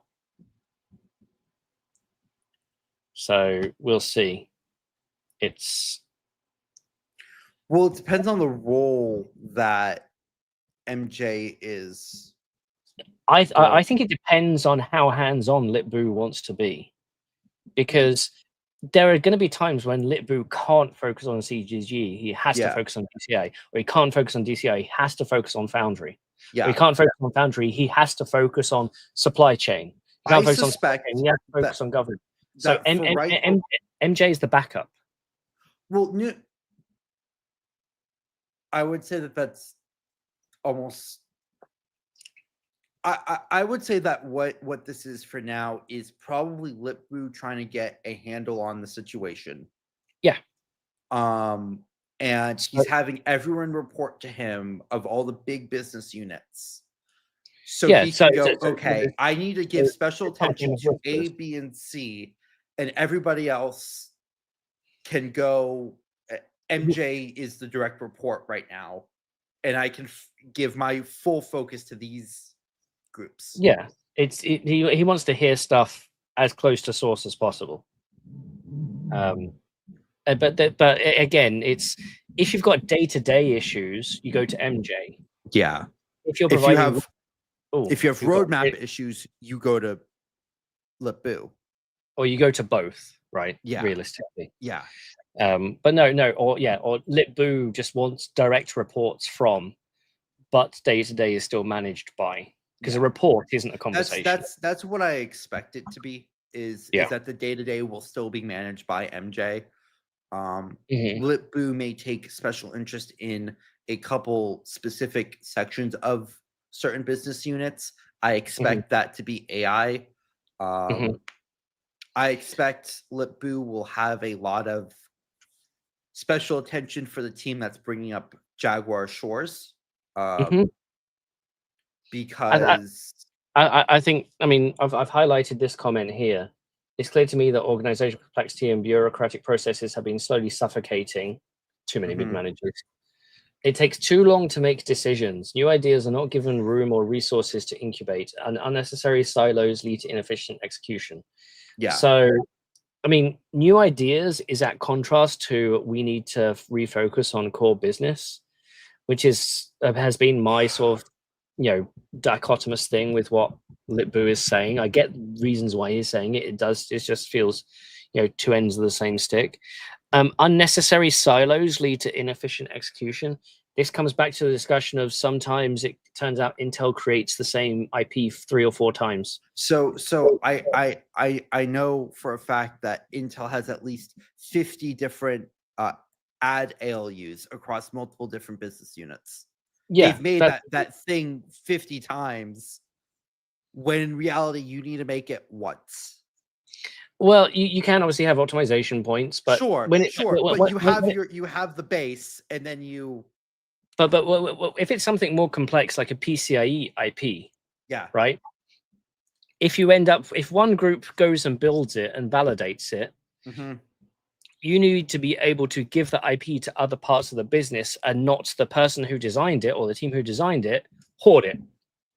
Yeah. No, this is mine. I built it for DCAI. I built it for this specific product. Yeah. If you want to, it's what one of our good friends has this opinion of, you shouldn't be able to use it unless you know how to go build it yourself. And that seems to be the attitude inside Intel right now, and it's leading to repeated NRE, right? So NRE, non-recurring engineering. The whole point is it should be non-recurring. You should only need to do it once. Yeah. But it also means you have different IPs with different performance characteristics, different power, different efficiency, because they're all made by different people. Now, you could say different process nodes need its own IP. Yes, okay, we get that. But it means that if you've ever been confused about why one thing works really well in one product and one thing works really badly in the other, and it should be the same thing, it may have been designed twice. And that's just silly. But yeah. So despite only being a month in, Lip-Bu wants to roll up sleeves with the engineering and product teams to learn what's needed to strengthen solutions. So we have some discussion questions here. We prepped some. Is Lip-Bu moving too fast? No. No. No. I don't think that this is really a moving too fast move. I think this is him trying to figure out what needs to get done so that he can move. Because if you noticed, all his moves are with regards to product. No, well, no. All his moves deal with people. Yes, but mostly on the product side. Yes. I suspect that he's focusing on product for now because, one, we all know that Pat focused on Foundry very heavily. And I honestly think that Foundry is probably in a pretty good place. It will, of course, need upkeep and whatnot, but I think Lip-Bu focusing on product and people, specifically in product, is probably the good move right now. Yeah. If he had done this 2 weeks ago, people may have questioned it. Yeah. Now that he's actually been on stage and presented his vision, or at least shown that he understands the business, he's also going to be given the keynote at Foundry in a couple of weeks. Yeah, this is just sort of personnel movement, so it's not as critical as saying we are going to cut this business. I mean, we've got the Altera thing that we're going to cover in a second. That was done pretty much pre-Libbu anyway. So, so second discussion question. At a company the size of Intel, can one person adequately control and manage it? No. That's why you have CEOs of product and foundry. It's how you hierarchy it. Yeah. But again, it comes down to how flat versus how many layers you have. Yeah. Should it be a flatter structure? Yes. But can Libbu pay attention to every single little thing? No, of course not. And you could say, is 60 direct reports too much? Probably. Depends on the person. It also depends on the business. NVIDIA's business is a lot more streamlined than Intel's. Intel's portfolio is a lot wider. So it's how efficient you make the flow of information. And one thing that Intel's had a problem with, it's the efficient flow of information from a management standpoint. Yeah. Making sure everybody has the same, it's the whole Apple speaks with one voice, not yours sort of thing. So as long as also the people who are in those hierarchical layers are trustworthy and successful, nobody questions how complex a successful company gets.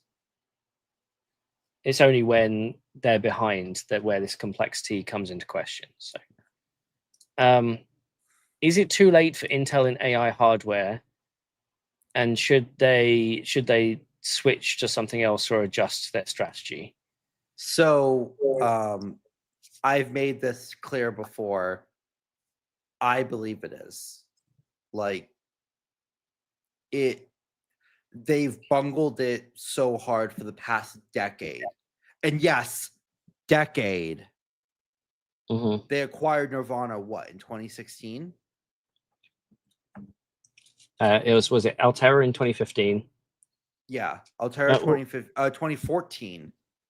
No, 2015. I thought it was 14.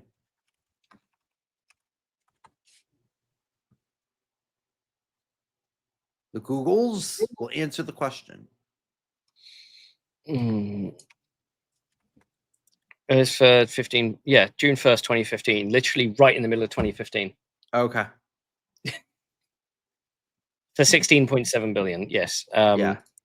I thought Nirvana, Intel. Well, that was a 2018. No, you're right. 2016. Yeah. They've been essentially bungling up their AI business unit for a decade. Part of that is just not bringing Habana into the fold. Yeah, and that was part of the issue. From what I know, Habana 3 is actually pretty good. It's a pretty good 3. part. People like it. Sorry, Gaudi 3. I said Habana 3. Gaudi 3, excuse me. But that roadmap's now dead. So yeah, it's. I mean, I've said this before. At some level, perhaps I think Intel just needs to go, if they want a dedicated data center AI inference engine, they perhaps need to go, give it a few years, make some money again, and then come back into it. So, yeah. On to the other Intel news. While we're here.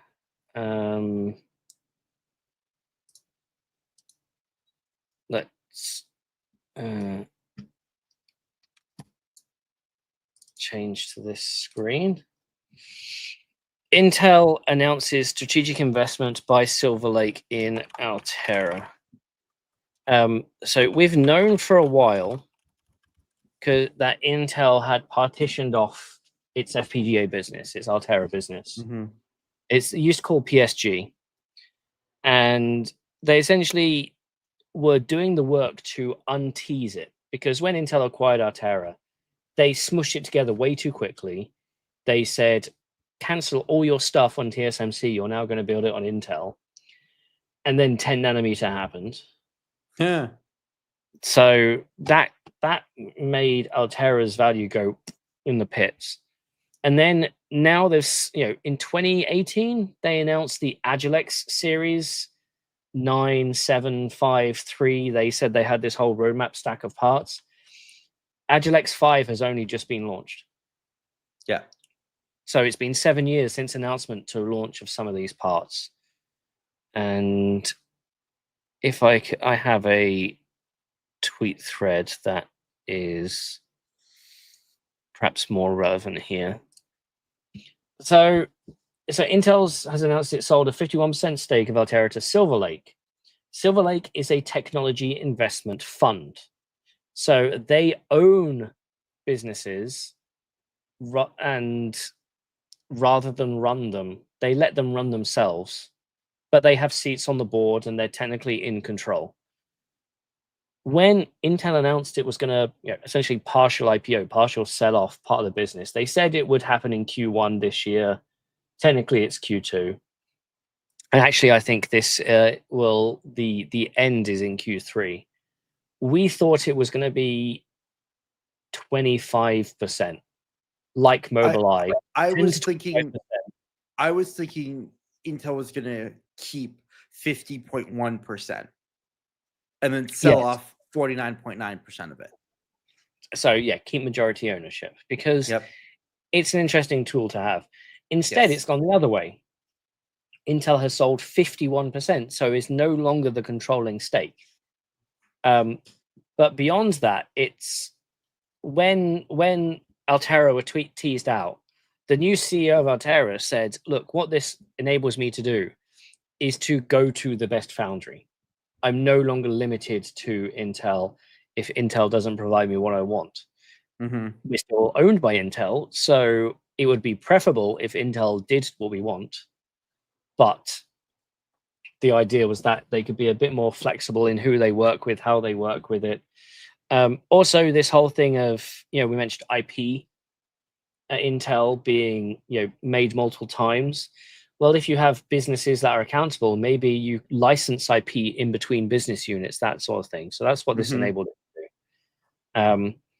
But what's important here is that the stake that Silver Lake purchased values Altera at 8.75 billion, which is half what they were acquired for back in 2015. So in 10 years, which is not the direction you want to see after a decade. Can you name another company that Intel has sold which lost half of its value during its time at Intel? Oh God. McAfee? Wait, really? They lost half? More than. Wow, I didn't realize that. So, yes. Again, this is all dependent on strategy, right? How well you can weave a company's, especially a company that is not in your wheelhouse for standard productization, how well you integrate them. So technically, Intel sold a stake worth 4.46 billion. Intel's losses last year were 20 billion, for context. So this is worth 1/4. Most of Intel's losses last year weren't cash losses, though. Yeah, no, they were right yep. So yeah, so this makes sense for because you can see that Intel's free cash flow is not what it once was, and I think this is a way for them to free up cash flow. And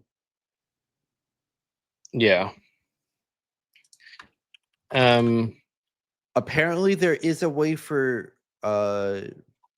agreement. I mean, it depends on the product lines. So also remember, the FPGA business moves very slowly. Well, so this is a thing. Right now, the FPGA business is actually at a nadir, is at the bottom of the cycle.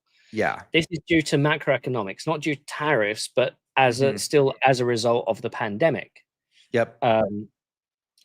since the pandemic, the rest of the market, consumer and data center, have all been through the boom and bust of the oversupply, the overpricing, and then we're now out the back end.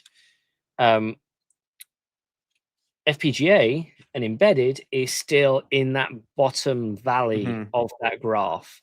So realistically, Intel has sold Altera at its weakest point as well. Yeah, which because I believe Altera's revenue when it was acquired was about 2 billion. And if you put, obviously inflation rates on top of that, it's a bit more as well. Yeah. And as a result, did Intel make any money out of the acquisition, or did they spend too much? It's a net loss. Yeah. So, the new CEO of Altera, because somebody else is coming in, is called Rabiq Hussain. He was the former VP of products at Marvell, and he is also the founder of Cavium. Oh, interesting. So, fill in who Cavium is.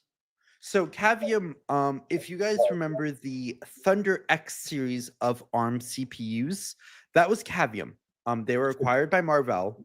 For data center, their whole market was, let's bring ARM to the data center. Yes, very much like Ampere, which... And back in those days, we also had Applied Micro. Yes. Applied Nuvia and Cavium were the two big ones. Nuvia was meant to go into that space.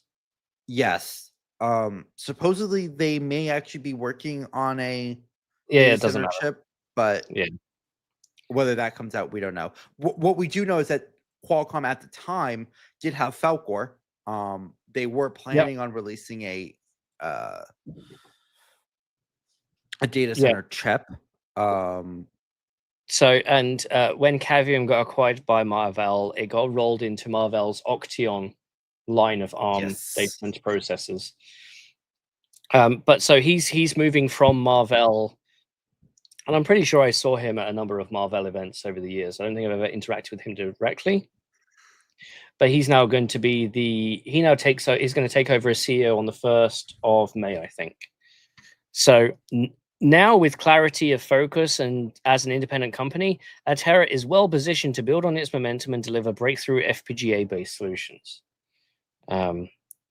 Now, Silver Lake, which has $104 billion of assets, this will be an $8 billion or a $4.5 billion asset. We look forward to working closely with Intel as a strategic partner who will provide US-based foundry services and complementary engagement with customers. So yeah, because they've been owned by Intel for 10 years, there's going to be some Intel customers who use Altera that there's going to be some cross engagement with. Transaction is set to close in the second half of 25. Despite Intel retaining partnership, it closes the chapter defined by rapid product manufacturing reallocation at a time of process node difficulty. And then we go through roughly what I've already said. The goal was to combine FPGA IP and CPU IP in combined offerings. That never materialized in anything meaningful. There was a product called the Xeon Gold 6138P. And no, I did not need to look up that name to know what it was. I know what that was. This had a Intel Skylake, was it the 28 core chip? I believe so, yes. Plus an Intel Altera Arix 10 FPGA, so not even one of the new ones. And the idea was that this was connected essentially as a PCIe device in the same socket. We tried to get one. It looks like it was only sold by Fujitsu. Of course it was. Of course it was Fujitsu. Name something else that Fujitsu sells that nobody else can really realistically get hold of. A64FX. Yes. So other than that, it never really went anywhere. I mean, AMD and Xilinx build solutions with AMD CPUs and Xilinx FPGAs, like white box solutions that can be configured. Intel didn't really seem to do that. You know, things like telco, things like ORAN, whatever, because Intel has its own telco business with Xeon. Yeah. So there is one other product line, and that's the Canyon series of DPU, IPU, whatever they're calling it, which is a Xeon CPU and an Altera FPGA that's designed for essentially smart NIC / networking. Is that Mount Evans, or is that the Mount Evans competitor? No, Mount Evans is a separate thing. Mount Evans is a DPU. There's the Canyon series, which is a smart NIC thing. It's the same general idea, different. It was announced at the same. It was announced at roughly the same time. Yes, which got really annoying. Yes, it's very confusing. But because of Intel's internal politics, these products fought against each other rather than being, collaborative. Yes. So, yeah. And this, one of the main criticisms I laid at the feet was the lack of external notification as the product lines came to market. The company did a good job announcing the Agilex roadmap and the scale from Agilex 3 to 5 to 7 to 9 and variants therein, except that was back at pre-pandemic. I remember literally getting, they booked an Addison Lee shuttle for me to go from where I am near Heathrow to the Slough office to meet the head of the FPGA division, who had literally just got off a plane and was entirely jet lagged, to speak about Altera FPGAs. And I'm going to have to bring up the picture that I took of that day. And the driver that they got for me waited for me. So he waited the 2.5, 3 hours I was at Intel and then drove me back. So that probably cost $500 at least. Yeah. And so that, and then next to nothing. Since Altera became its own thing, beginning of last year, they do technically have their own comms. They had their own FPGA Developers Day in September. Annoyingly, I was elsewhere. Otherwise, I would have been there. I think it may have been, it may be my birthday week or something like that. And and then Agilex 5. The 7 and 9 and 3 are coming out slowly, and sometimes we get press releases for them, but never a briefing, it seems. The strength of Agilex's competitors, outside any tech or node comparisons, is the ability to communicate with the market. We hear a lot more from Xilinx. I hear a lot more from Lattice, right? Yeah. Than anything from Altera. I had numerous discussions with Altera customers at events having difficulty even acquiring the hardware, let alone knowing what is coming when. Being unable to plan your roadmap and being able to obtain the chips itself is a problem. Altera's main distributor is Arrow. Yeah, Arrow do not have a good reputation in this thing. So no. So case in point, I say but it's really we. Yes. We recently visited an Intel site that had an Altera segment in the building. We saw Agilex 7 and Agilex 5 development kits in boxes. Everything you need. It came with the software, it came with the hardware, it came with guides. Just as easily as you pick up a motherboard box with a motherboard inside, or a GPU box with a GPU inside. These were fully fledged dev kits that technically exist. Did you know they exist? No. Well, okay. Did I know that they exist? Yes, because people ping me with stuff like that all the time. But could I go buy one? No. Well, one, you couldn't afford it because they're like 10 grand a pop. But irrespective of if I could afford it or not, you could buy one. And Altera made no effort to promote the fact that this was a thing, to expand their user base. And this is a perennial problem with the FPGA business, full stop. Anyway. But Yeah. So apparently today's just perennial problem day. yeah, yeah, they look like a cross between a motherboard, GPU box, all the cables needed. I didn't know they existed in that form. Now I can get like an OEM just shipping you a card and shipping you a few cables and a manual, but actually having a marketable box you can put on a shelf as if it was in a display in Micro Center. Yeah. The fact I have to learn that by simply being present at a specific Intel location seems wild. The perennial problem podcast. Yes. It will be interesting to see where Raghib takes the business. It was fun interacting with him at Marvell, and I obviously follow Cavium quite closely. I'm going to be reaching out to comms to ensure I'm kept in the loop.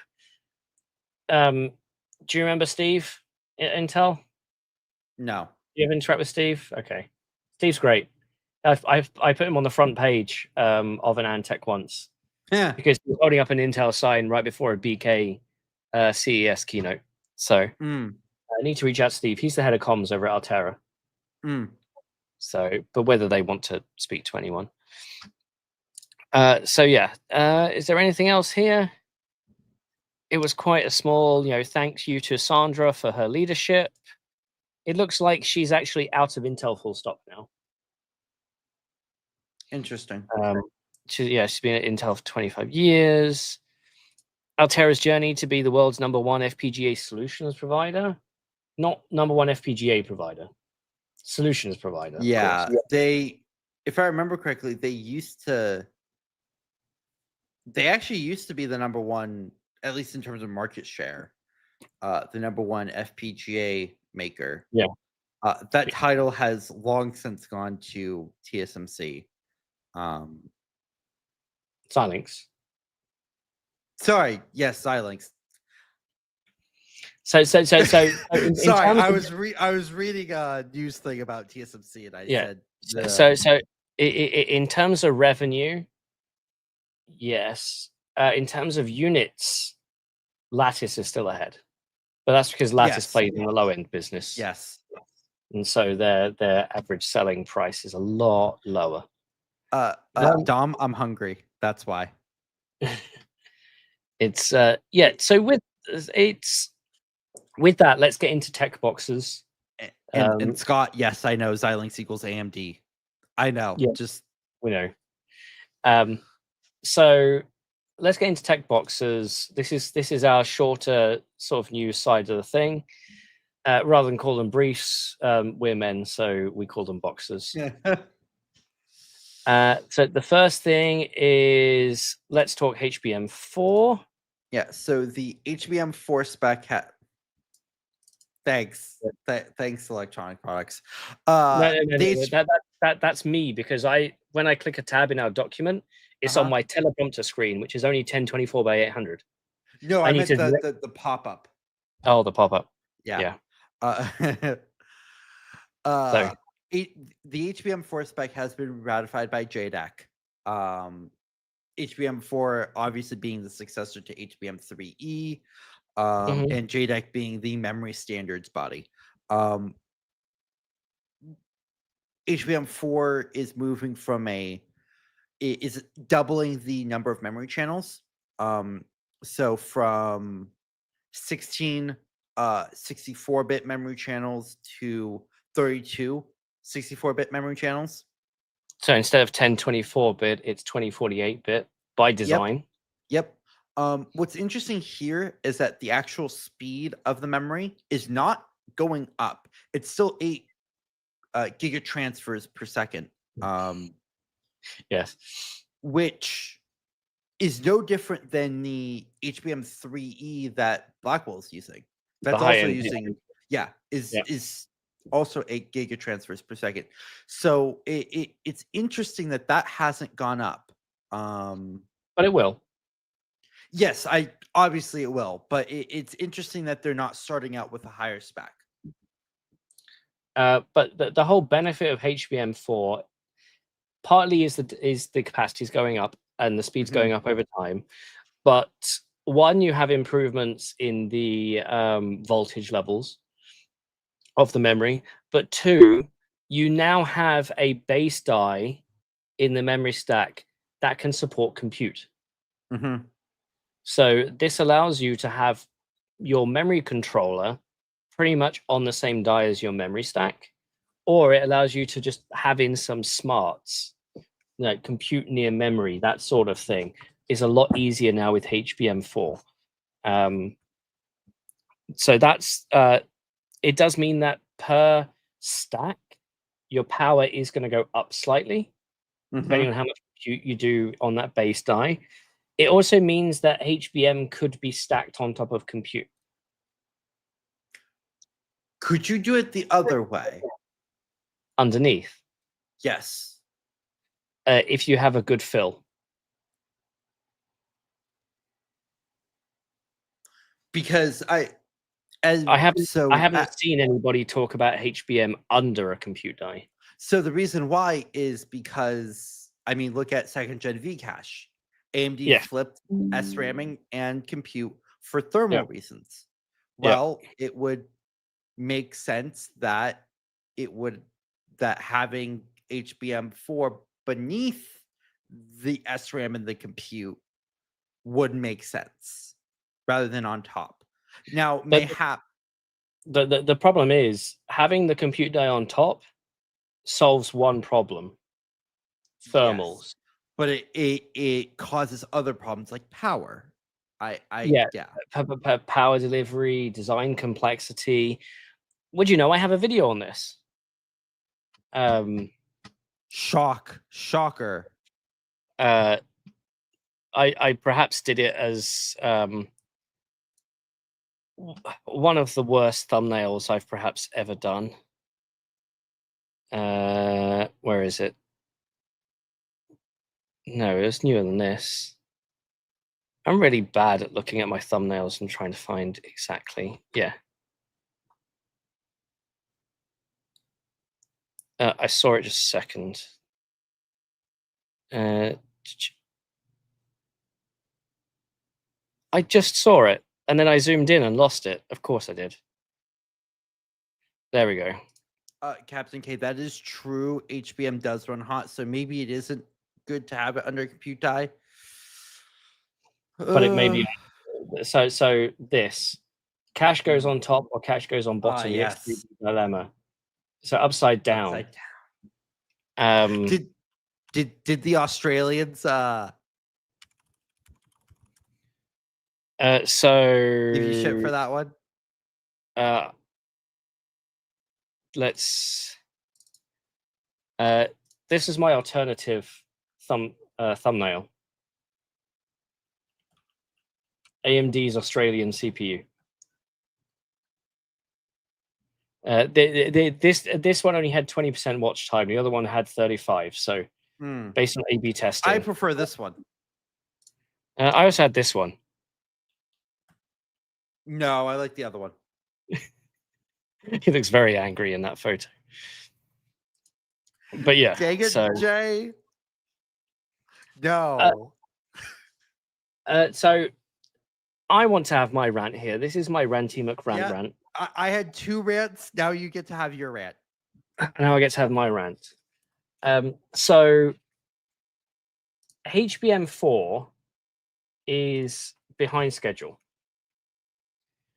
because everyone's next gen products are already being built for HBM4, and are in the stage where they're to the point of pretty much taping out.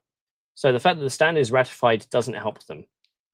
As a result, all the custom chip design companies, Broadcom, Marvell, Alchip, maybe even MediaTek, have all gone on a marketing push for custom HBM4. Actually, I wonder if I have the Marvell picture. I wonder if I can show it for custom HBM4. No, I only have the Analyst Day 22. I don't have the Analyst Day 24 pictures. But or maybe no, they're in that folder. Yeah, I do. Okay. So this is custom HBM architecture. This is HBM4. what custom means is that you can create the die-to-die interface however you want. You can design the shoreline however you want, as long as you reach, obviously, connectivity, parity. What Marvell is saying is that by going down the custom route, they can lower power because they don't need to have part of the specification, the standard, in their design. It means they can get higher performance. They can support more memory in the same area. And overall, if you have a need and you need to get more out of your memory, this is a way to do it. However, there was a discussion at Synopsys User Group. Nafea Bashara from Annapurna AWS on the panel said this is a steaming crock of horsepile. Yeah, pretty much, because I'm going to agree with AWS on that one. So what custom HBM allows you to do is you go optimize the solution without using standard features, which means you have to go and do a lot of the hard work. And okay, you go do that. The HBM itself is likely still a standard size, because building custom dimension HBM ain't gonna happen. No. It's too much of a commodity market. Yeah. Even though it's still a high price market. And what you end up doing is, so you still have a custom compute die at the bottom. You can do that. That's fine. But it means that you're now vendor locked. Exactly. It means there's no benefit to the HBM manufacturer really in doing it, because that's NRE. They're not going to be able to amortize across multiple customers. So while it does give you benefits here, 70% power, 25% more XPU silicon area, 33% more HBM stacks, is great as a custom solution.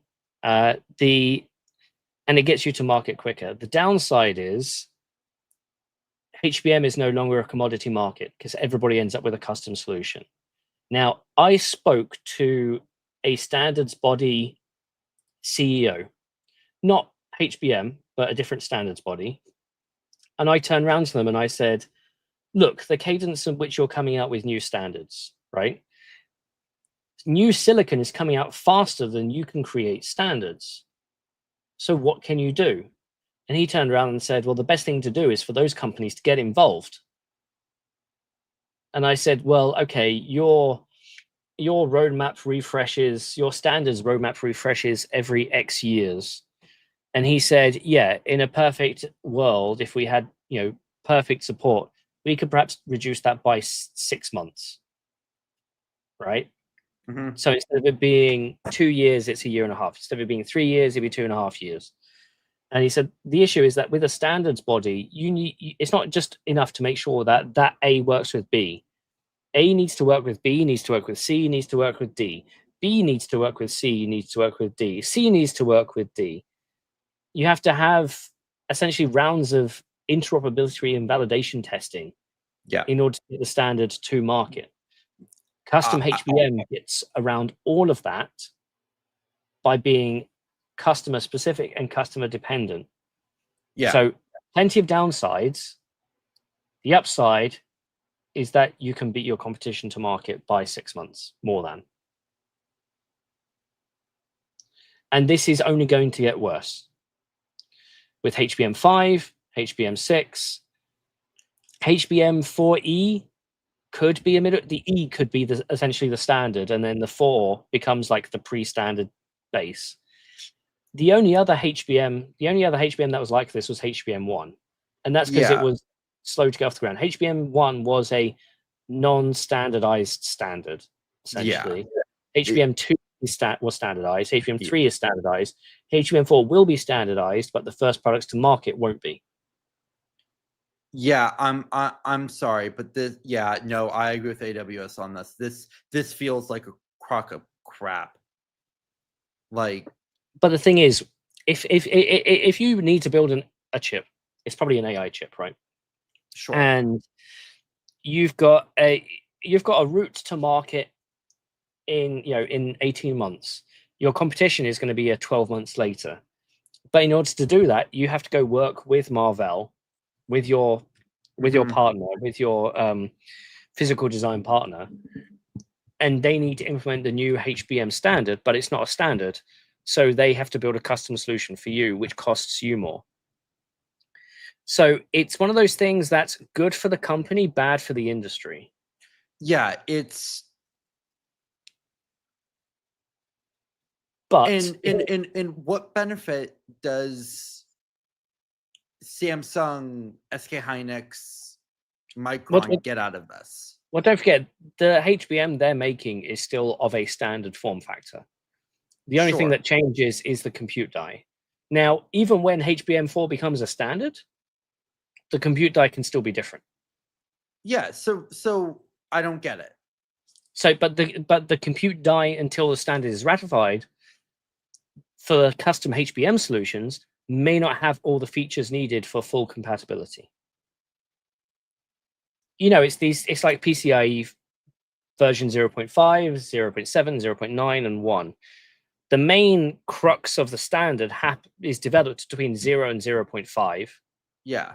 0.5 to 0.9 is working out bugs, and 0.9 to 1 is interoperability, right? Yeah. But if you release something so say there's a major revision. Then I would disagree with calling this custom HBM. This is just pre-standard HBM. Yes, but that's not marketable. To me, it's when you say HBM, like, okay, I say whoa, HBM, whoa, HBM, whoa. Wait, are we not doing that? You're talking about the stacks of memory, the actual NAND, well, not NAND, DRAM, excuse me. Brain fart. Although if SanDisk gets their way, it will be NAND.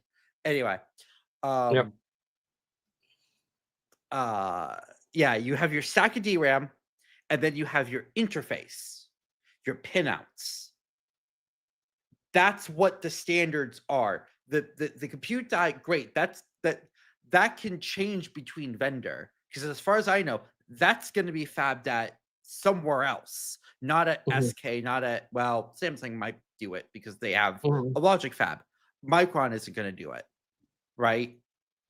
Sure, that could be a completely different, but as long as your pinout's the same and you're stacking it on top of, like, then it's the same. It doesn't matter.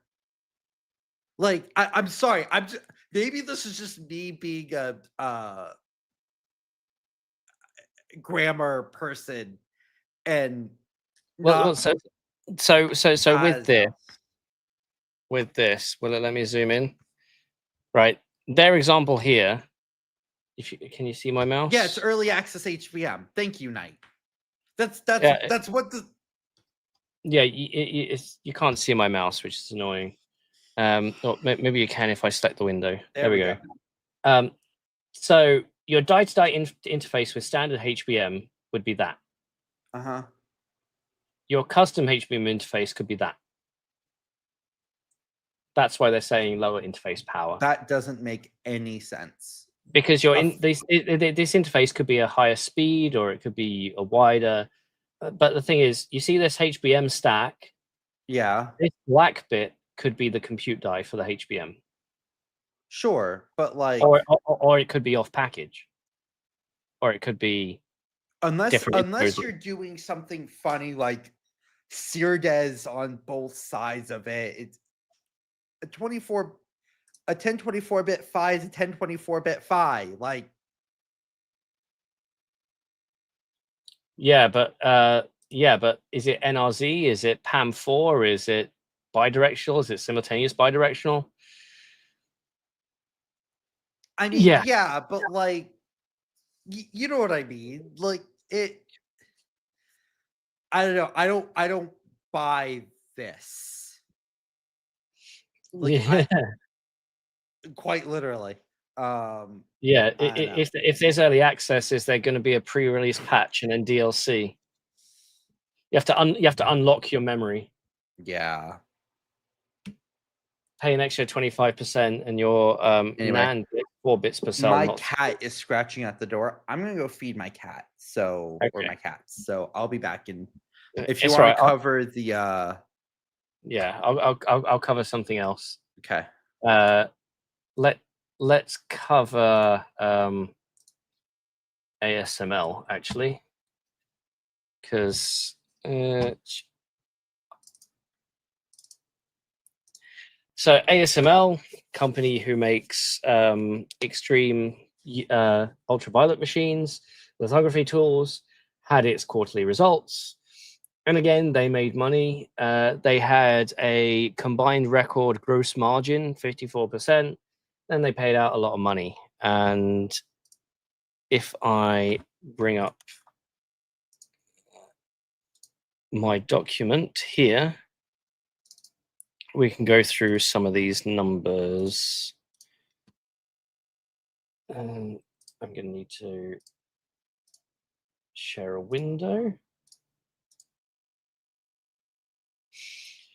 Let's get rid of the banner for now.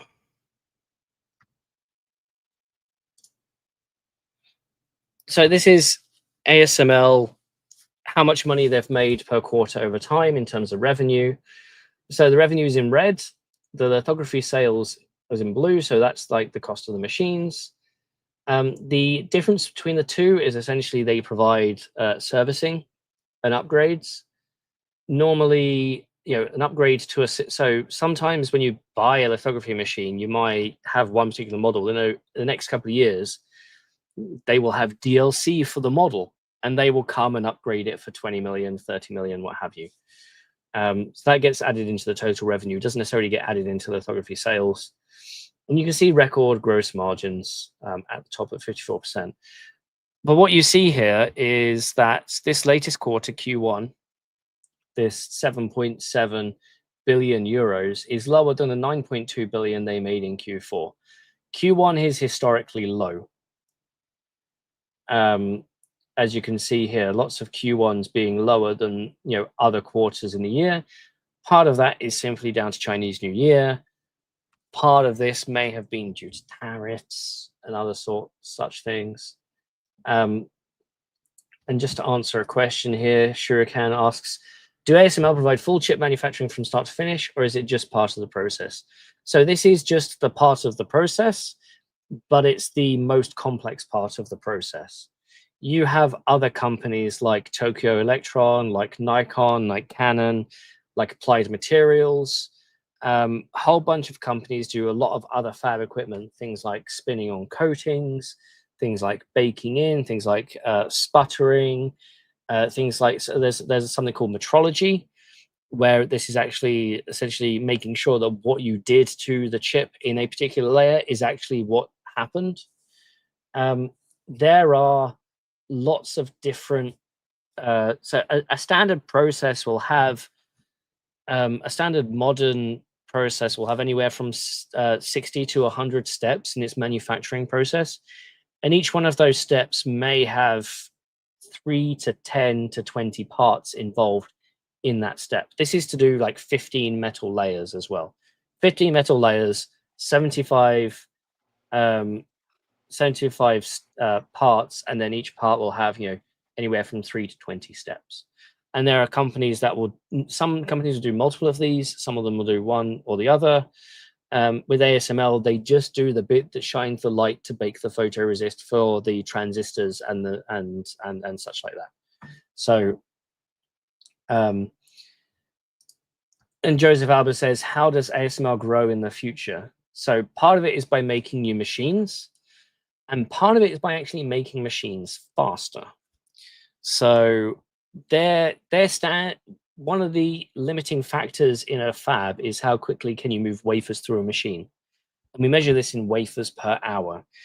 And if you think about it, if you're doing 60 wafers per hour, that means one wafer takes 1 minute inside a machine. That's loading it, putting it into position, doing what you need to do, In this case, with an ASML machine, it's printing 80 to 90 different reticles worth of chips onto just of transistor layers onto a wafer, and then taking it out of the machine. Now that in a minute, that means you're taking roughly 1 second per reticle without including your input and output time. That's 60 wafers per hour. The latest generation EUV machines do 220 wafers per hour. So that's roughly 18 seconds from wafer in to wafer out. Yeah, there are lots of materials online, a lot of which I have used in videos about this in the past. But the way ASML grows over time is, one, the industry grows, needs more chips, needs more fabs. Two, they build new machines like EUV machines or high-NA EUV machines. And the third way is by making the machines faster and then charging more for it. We'll get to that in a second.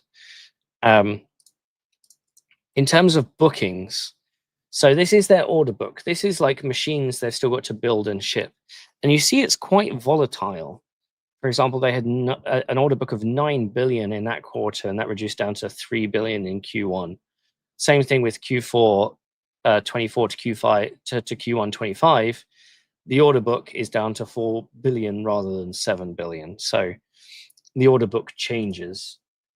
In terms of end system sale use, most of it is used in logic. About 60% is used in logic. That's been, sometimes it's a bit higher, sometimes it's a slightly bit lower. But even since 2018, 60% logic is 60 to 63% logic is perhaps about the average. Now this graph is region. So where do these machines get shipped around the world? Very important question to understand who's investing. So this isn't just EUV machines. This is all of ASML's machines, and they do everything from, is it 293 nanometer all the way down to EUV.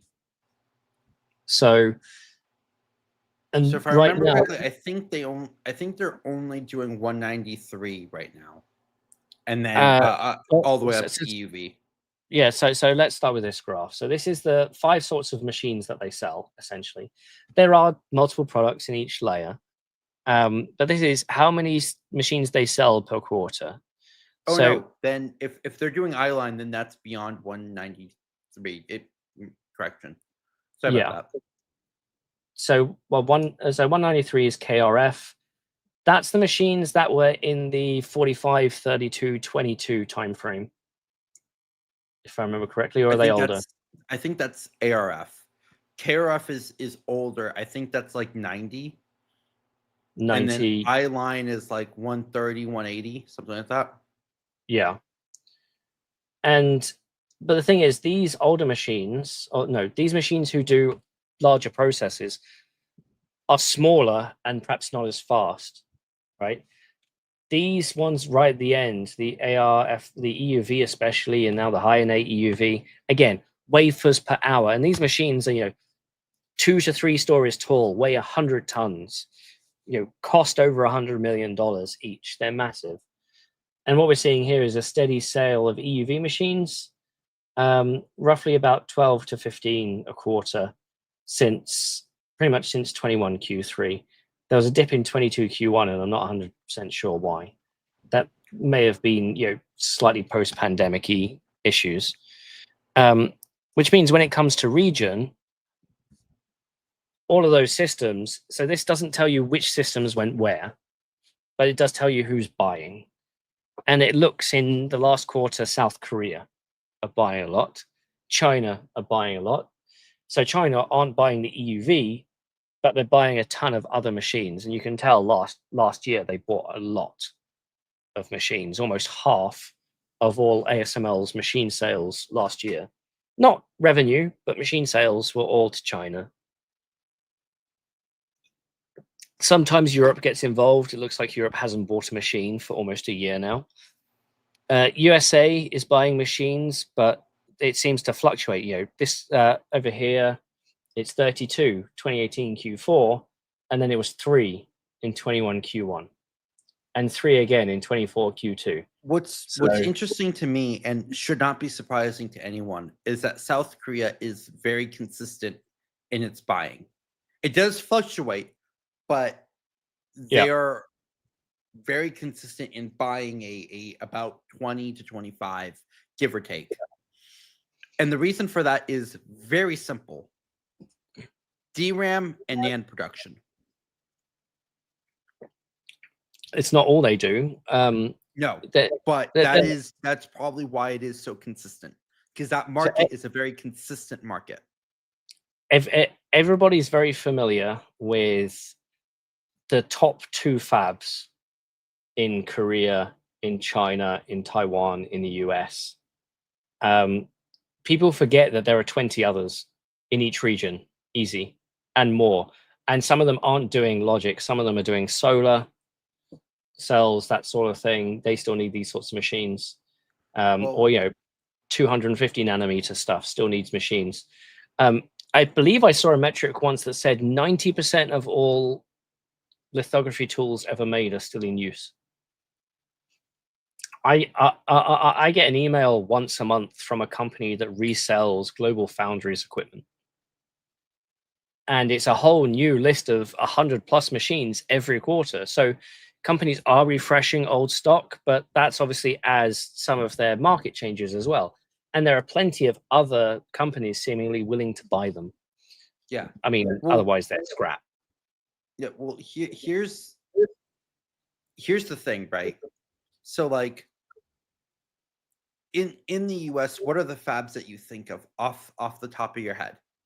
Intel, Global Foundries, Micron. You think of Micron. Wolfspeed. But Skywater, right? Infineon. Texas Instruments. TI. What's the other one down there? Yeah. Anyway, but my point is look at Micron, right? Micron, their build out in New York right now makes Intel Arizona look small in terms of clean room size.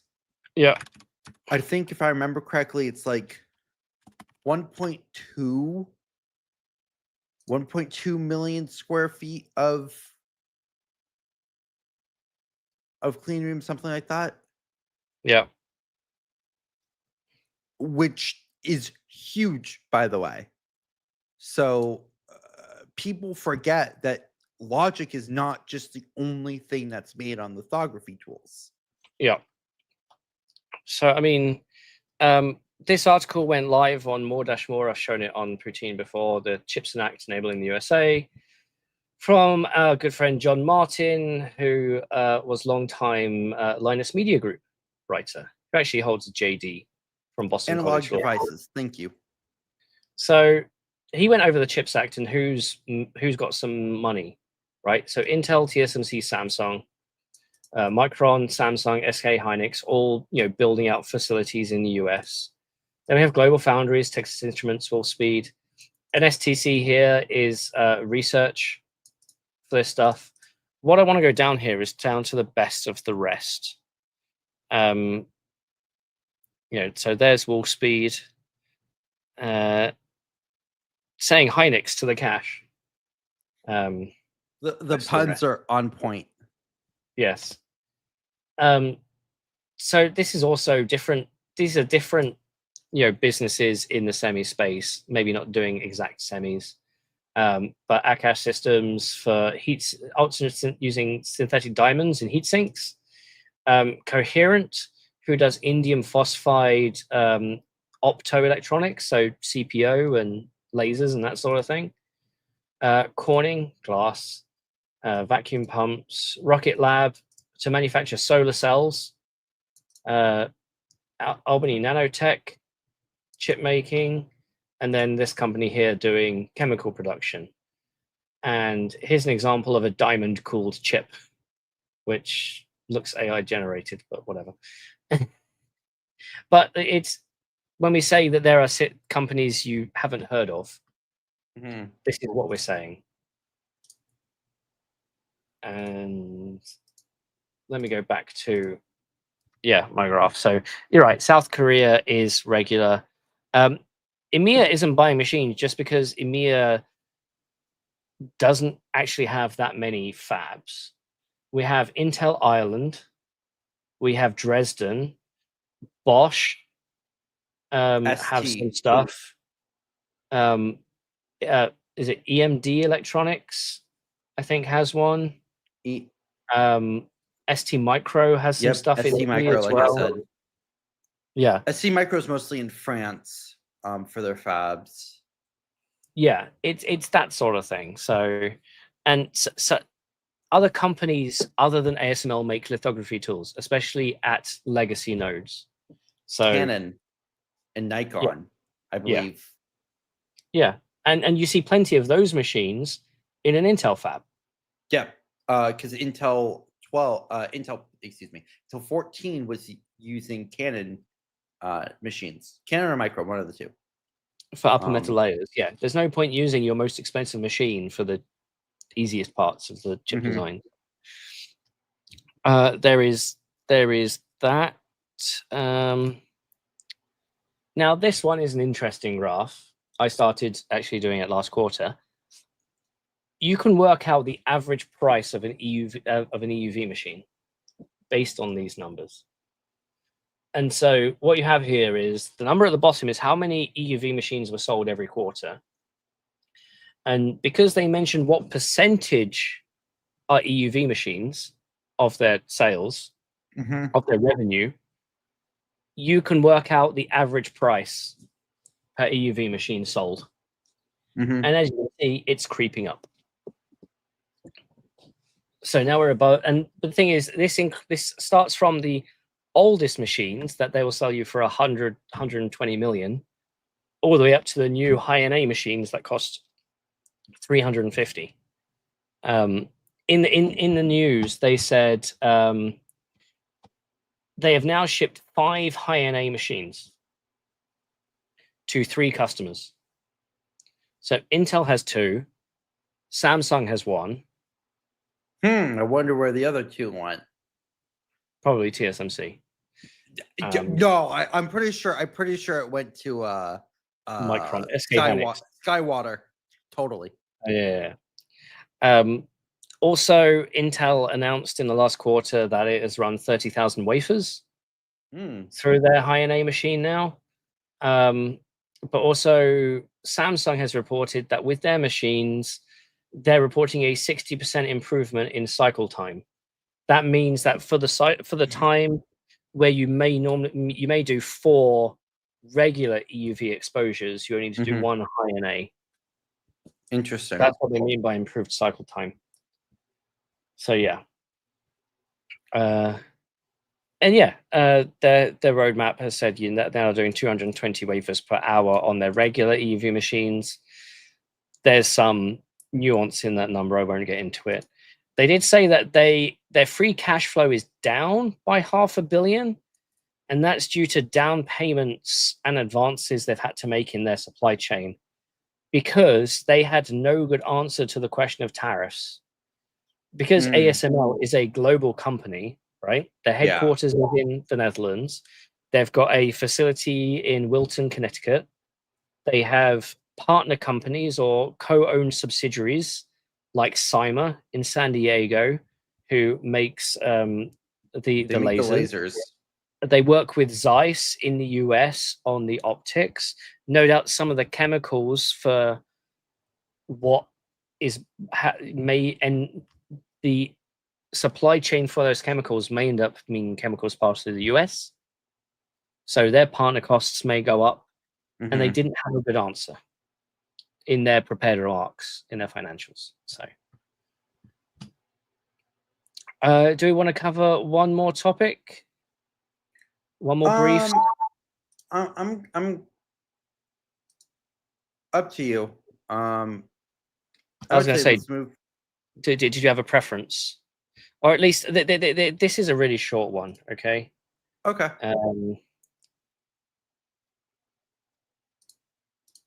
This is a really short one. Why is that not?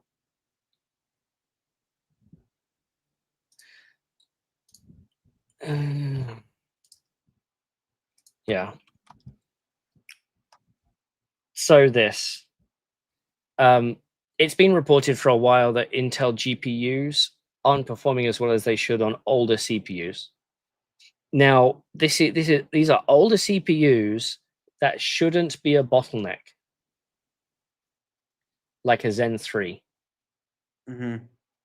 Right? You shouldn't experience a bottleneck with a Zen 3 processor if it has enough cores. It's still going to boost to what, 4.5 gigahertz.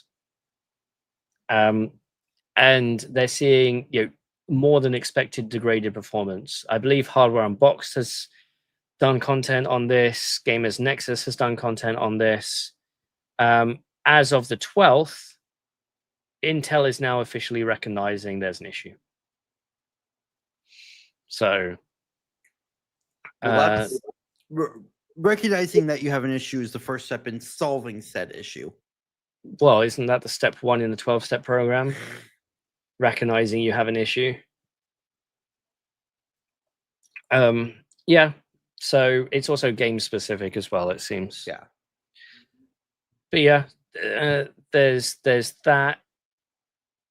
Yeah.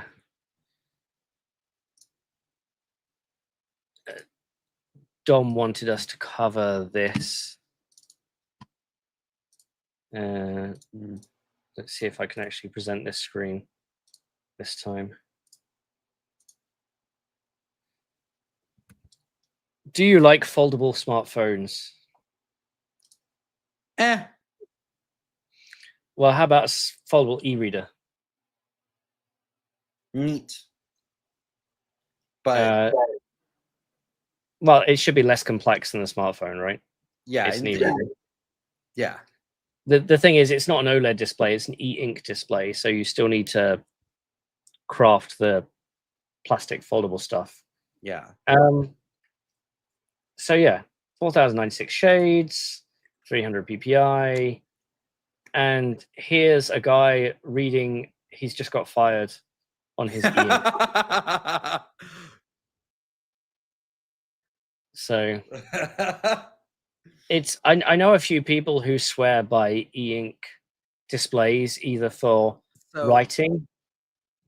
So Jay in the chat had I can't remember the brand. I think he said it in here somewhere. That I was playing with, which was actually really cool. I really liked it. And that was yes, box. Thank you.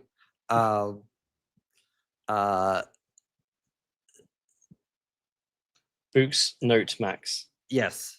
And it was really good to write on. I don't think I would leave my fountain pens, but yeah. So just a correction. This is an 8-inch display that uses 50,000 shades. So you can do a really proper bad apple on it. On the I still don't get the whole bad apple thing, but it just looks cool. Yeah. So they'll give it an AI chip and call it the e-think. That's funny. And then Apple will sell it, and it's called the iThink. Where's the and then SoftBank will buy it and call it the WeThink. Yeah. and so who buys it and calls it the YouThink? The thing is, I have considered a foldable phone, but two things annoy me. One, I want a foldable phone with a CPU that I like. And two, I use a case for my phone, but I use a case that has like a wallet feature. So, this is my co-op card. It's not a credit card. It's like a savings thing. But they say that it's the millennial thing these days to carry a wallet, because most people have all their cards on their phone now. Which I agree, except I still haven't cancelled the tokens from my old phone to put my cards on my new phone, and I've had this phone over a year. So I just buy a case that comes with a wallet. I like having my cards in physical form in case, the battery on my phone dies or... Again, another thing that's associated with millennials is battery anxiety. Well, I'm not a millennial. No, I know. We get into this conversation again about how sometimes you look older than me. There's what's known as an old soul Gen Zer. That's what I am. Well, no, it's Gen Z looking older than millennials, really. It's so the thing is, if I get a foldable phone, I won't be able to have a case that can hold my physical. I mean, to be honest, trying to find one of these cases these days for anything other than a Samsung is almost impossible. Yeah. And I've got an Oppo right now. If I stick to non-Samsung Android, then my choice of options are limited. At least, unless I go to Taiwan or China, then I might have more options. But even then, you'll be there in a month, so yeah.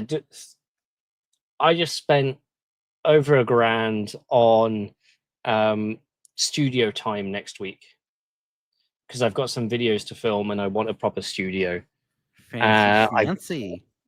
Well, some of them are sponsored content, so it pays for itself.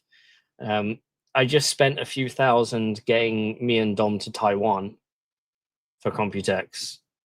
So you mean Dom and I? No, me and Dom, getting me and Dom. We did book a hotel with a hot spring though. Nice. And it's not an hour and a half away from the venue this time. That's good because so Ali says $1,000.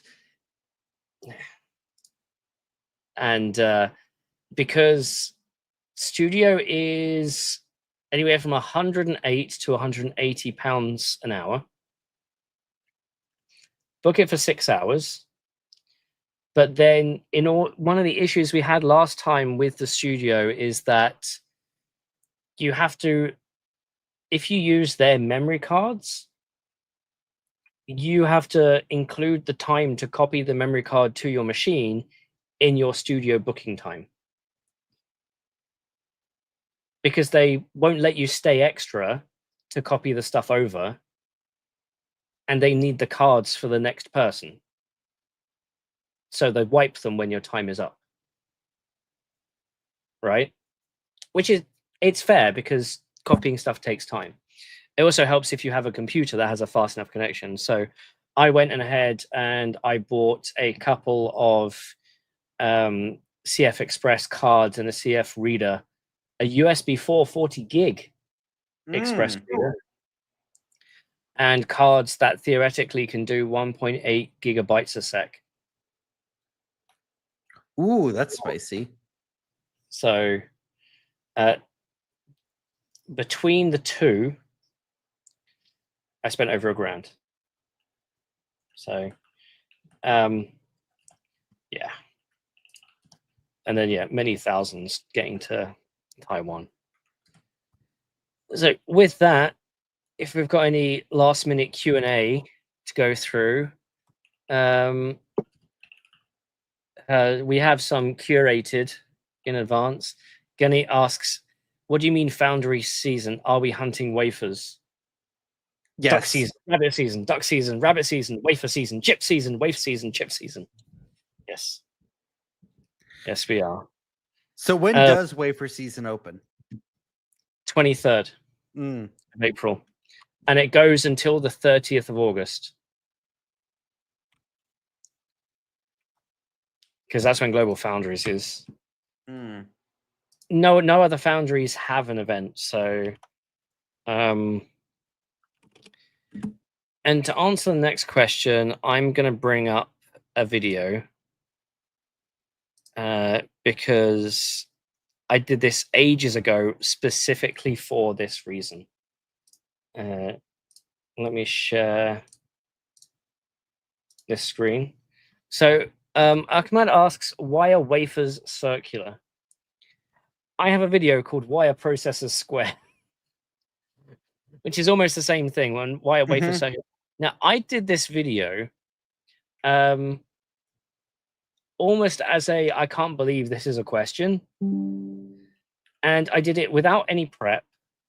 I did it pretty much off the cuff. I may have had a rough outline, but I definitely didn't have a script. And it's my 369 11th most popular video on the channel ever. Nice. And the thumbnail is terrible as well. Those videos seemingly do the best for reasons I don't understand why. Yeah. Well, it's evergreen. Right? It's a question that, you know, I posted this video 3 years ago. It's a question that's been going on for ages, and we're still getting it today. And that's because there's new people joining this industry, and we're happy to answer those questions. So,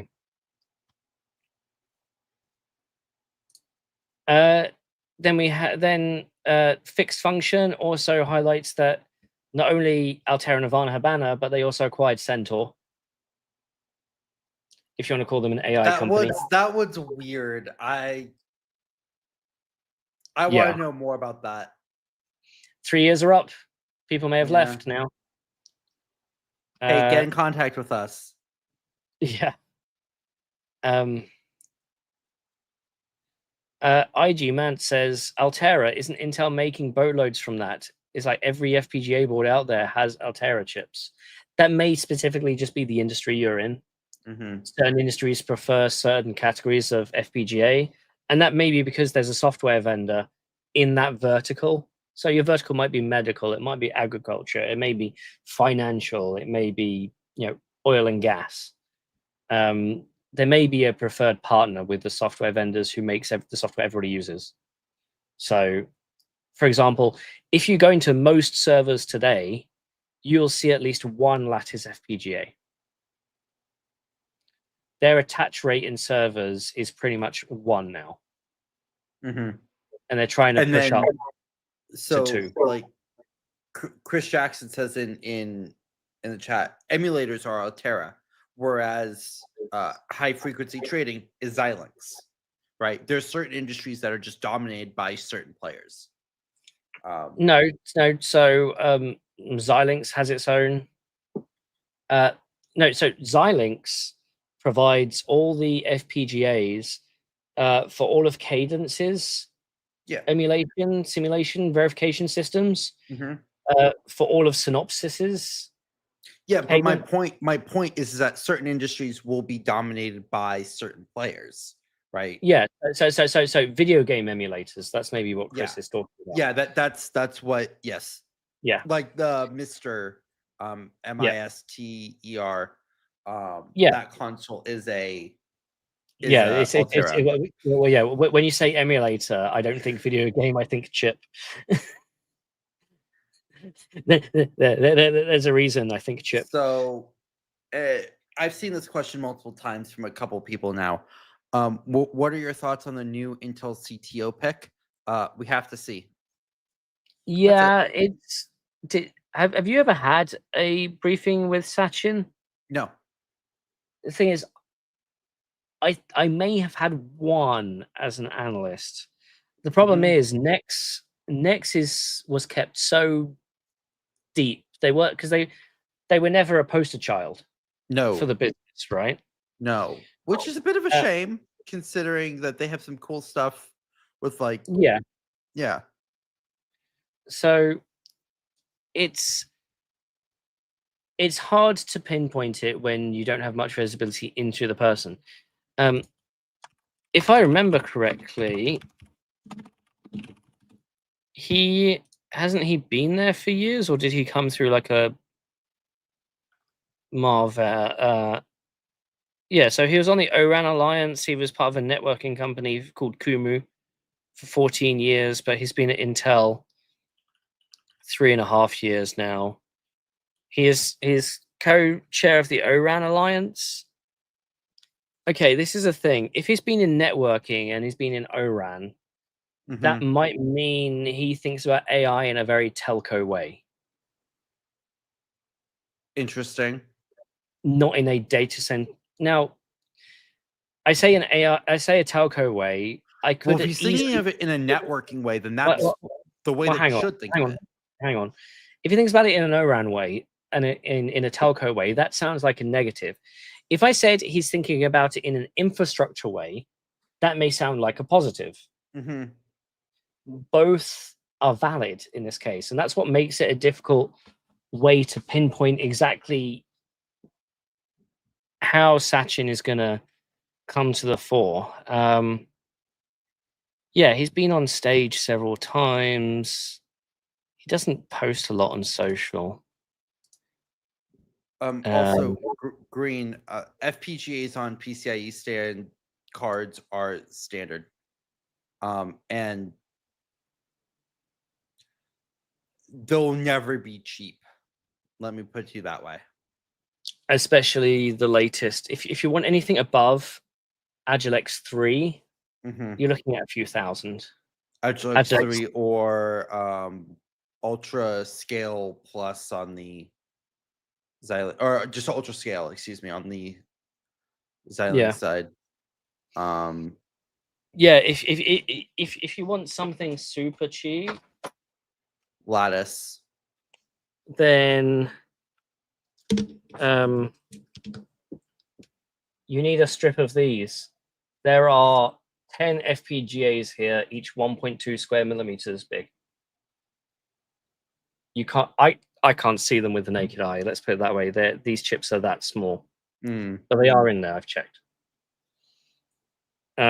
It's if you want some insight into FPGA land. Again, let's share my screen.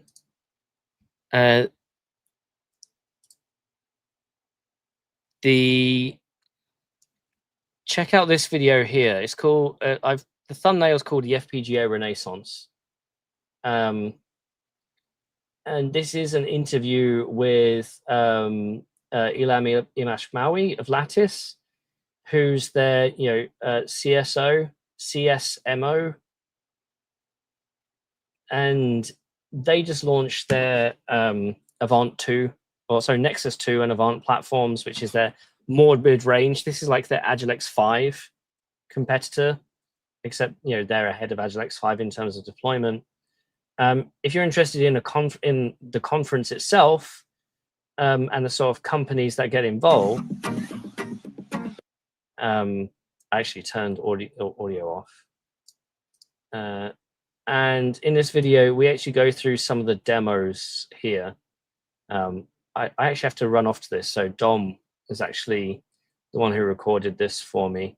He went around and asked different people about how they're using Lattice FPGAs these days. So this is a vision board. This is Neurala, who are they the ones that are putting it in a medical device, or is it these guys? Yeah. So this is virtual incision, and this is how they put FPGAs in medical devices like this, and they've got to fit into a specific power physical envelope. Yeah, like here, if that's some form of endoscope technology, you need a sensor fusion chip in it, which is an FPGA.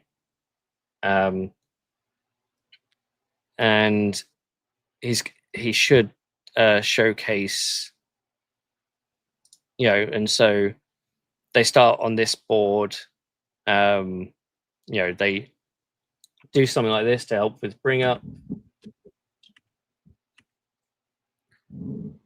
Jay, if we have a 4-hour show, we're going to interfere with Jeff's live stream. But the thing is, they miniaturize what they had down there into something like this. And this chip here that has Lattice FPGA on it and a 10 gig Ethernet on it. Ooh. In something that big. And you might think, Little why do they need? Bobby. Then you may think, why do they need 10 gig Ethernet? Well, it's cheaper for them just to send the raw stream of data and process it elsewhere rather than processing it on device. Mm-hmm. But also, it's got an FPGA on there in case they need to implement security, quantum safe, that sort of thing. So, yeah, it's that sort of thing. But yeah, aren't Altera making boatloads? And why is stuff ridiculously expensive? It's ultimately the FPGA makers don't care about the people buying one or two. Yeah, no. Buy 10,000. So what's really funny is when I visited the Malaysia Intel validation labs, right? Lots of custom machinery to validate CPUs, right? All their FPGAs were Acronix. Interesting. Because Acronix has a very particular agreement with Intel. You might think, well, why didn't they replace all those with Altera when they made the acquisition? If they did, Intel would be in deeper doo-doo, maybe. So we do have a super chat, $5 from Green Protagonist. Good to see you. Any future in GPU plus ARM like NVIDIA switch hardware? Any chance we'll see more of this design in mainstream space or only in console? Well, there's been this ongoing rumor that MediaTek and NVIDIA are coming to market with a Windows-based ARM plus NVIDIA notebook. I mean, I have something. It's pretty close to what the Switch has right here, which is a dev kit. Well, no, this isn't even classed as a robotics kit. Yeah, well, point is that this is a small medium computer Jensen SBC that you can go buy right now.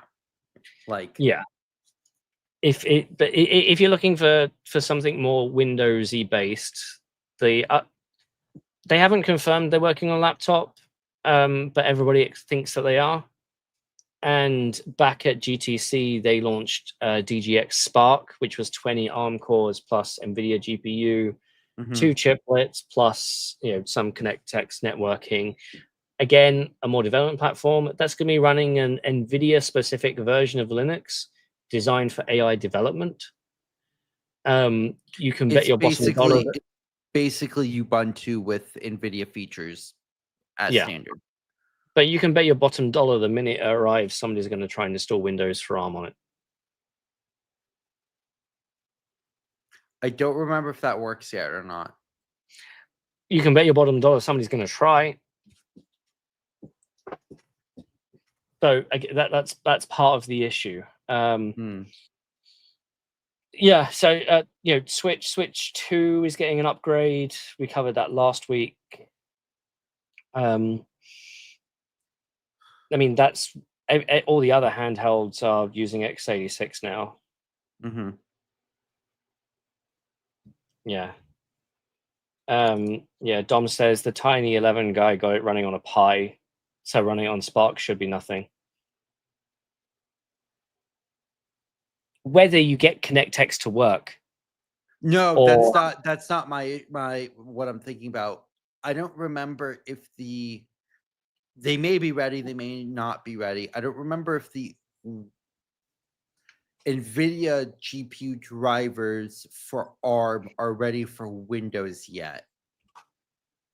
I know that they are for Adreno.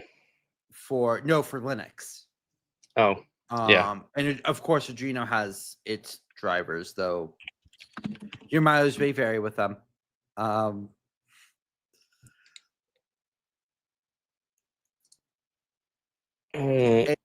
AMD have working drivers, I think. So anyway. DBD, thank you for the 499. How much does AMD actually help TMC with R&D, and do you think they have a special relationship?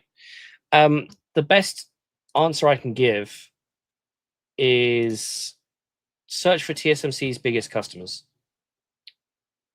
on, and you'll see. So this is a table from 2019 to 2021. Apple, 25%. HiSilicon went to 0, obviously. Qualcomm still high. NVIDIA still high. AMD, coming in at 10%. Intel at 7%. Have we got something a bit newer? Because you expect NVIDIA to go up. Broadcom's obviously going up. That seems old. Check, just like add a date to the search term. Yeah.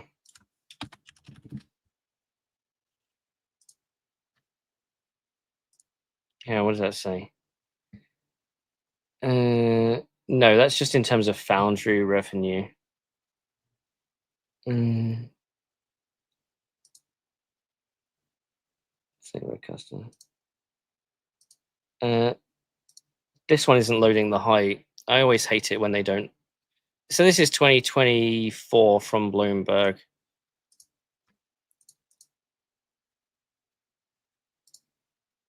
And you see there, Apple's still the biggest because Apple puts in the most money for leading edge nodes, which again makes it weird that they're not the N2 lead customer.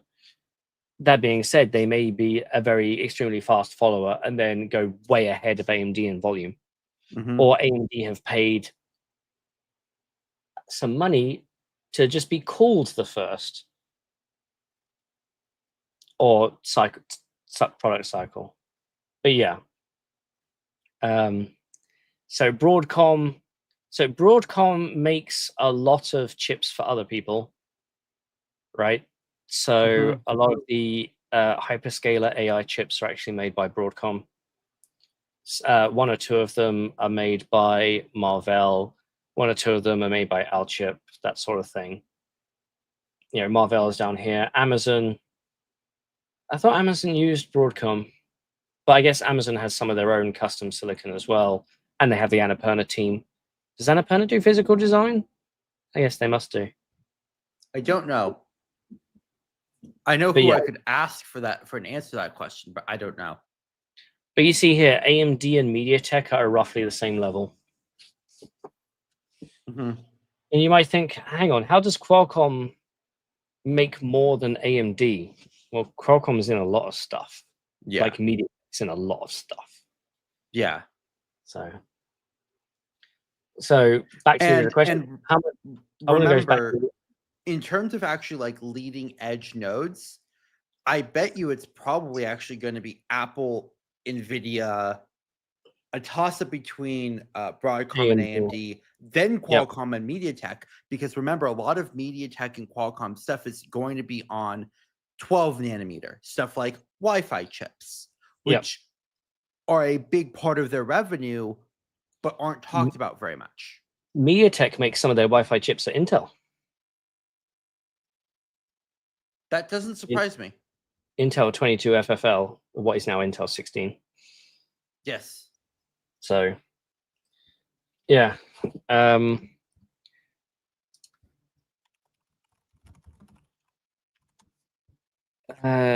Let's see if I can find the diagram that I've seen 100 times before. It's talking about who makes what.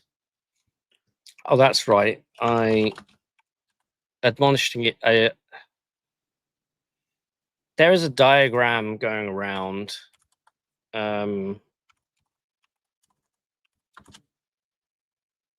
That has the roadmap of all the major chips. I've seen it on LinkedIn. I think I know what you're talking about. And it actually says who people believe is making what. But I think the person who posts it, their images may not be Google searchable.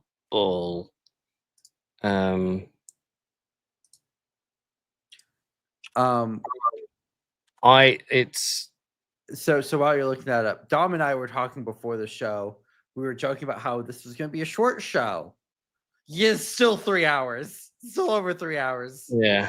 I was making a joke about how either it's going to be an hour and a half show or it's going to be a 3.5 hour show.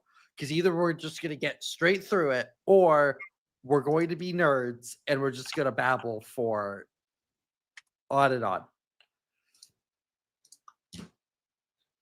Oh. So, yeah, it's a slow news week. So Jay asks, and thank you for the super chat. Are process node advancements beyond 4 nanometer actually that significant compared to 14 nanometer to even 10 nanometer? Yes. Oh, yes. And the reason is changing of like 2 nanometer, like we were talking about with the AMD announcement, that's moving to GAA FAT. That's so that's 3D, essentially a 3D stacking of the transistor in a way that we didn't do with FinFET. So IMEC launched the latest version of their roadmap. And so here, this is IMEC's naming. So it's not 100% aligned to everybody else's. Let's just, why? Oh, that's why I'm looking. And it's showing that, you know, as you go through, you go from FinFET to nanosheet to CFETs. This one here, the end of the nanosheet, is sometimes called fork sheet because it has this barrier here.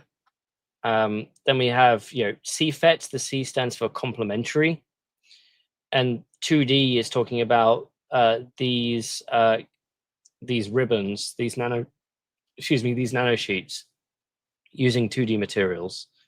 And the point here is if you look at the metal pitch, this is 40 nanometers to 28 to 23 to 22, all the way down to 14 nanometers.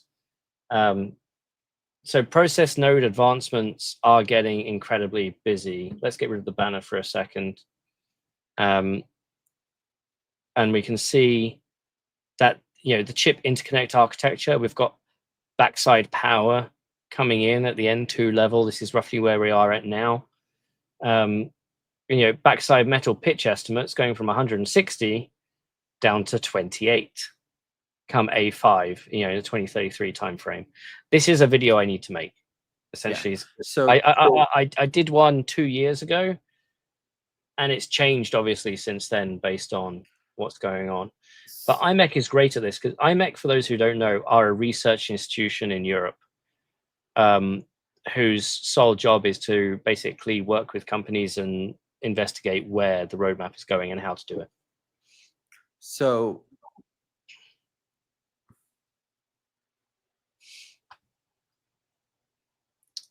Jay says, like, we're absolutely running up against the limit of quantum tunneling limitations here, right? Yeah. Part of it, so part of the way you design these chips is you have liners in your, so you think of a chip as not only transistors, but copper interconnects, you know, just connecting point A to point B, and then C to D, and then D, and then maybe D to E as well, then F back to A. And the idea is you want to get these lines as close together as possible, or, you know, and the transistors underneath them as close to them together as possible. So what you can do is you can put materials in the way between the copper lines and the silicon bulk material as a barrier, as a quantum tunneling barrier. And part of the difficulty from 2010 onwards has been, how do we make better and smaller barriers? So this is why you hear things like cobalt being used instead of copper, because the tunneling effect of cobalt is lower than copper. Or you have a copper cobalt mixes, and then the liners might be titanium nitride or titanium, or people are looking into ruthenium, right? The whole Pat Gelsinger thing of we need to examine the periodic table. Part of that is to find better quantum tunneling liners in how we manufacture these. So it's in that vein, right? People often think just at the pure level of this is a transistor and this is a metal layer and this is a metal line. There's a lot that goes into even just putting a metal line in. And you may remember, for those of you who follow Gamers Nexus, they made a big stink about, was it electromigration or oxidation as part of Intel's manufacturing process? Yes. They made a stink.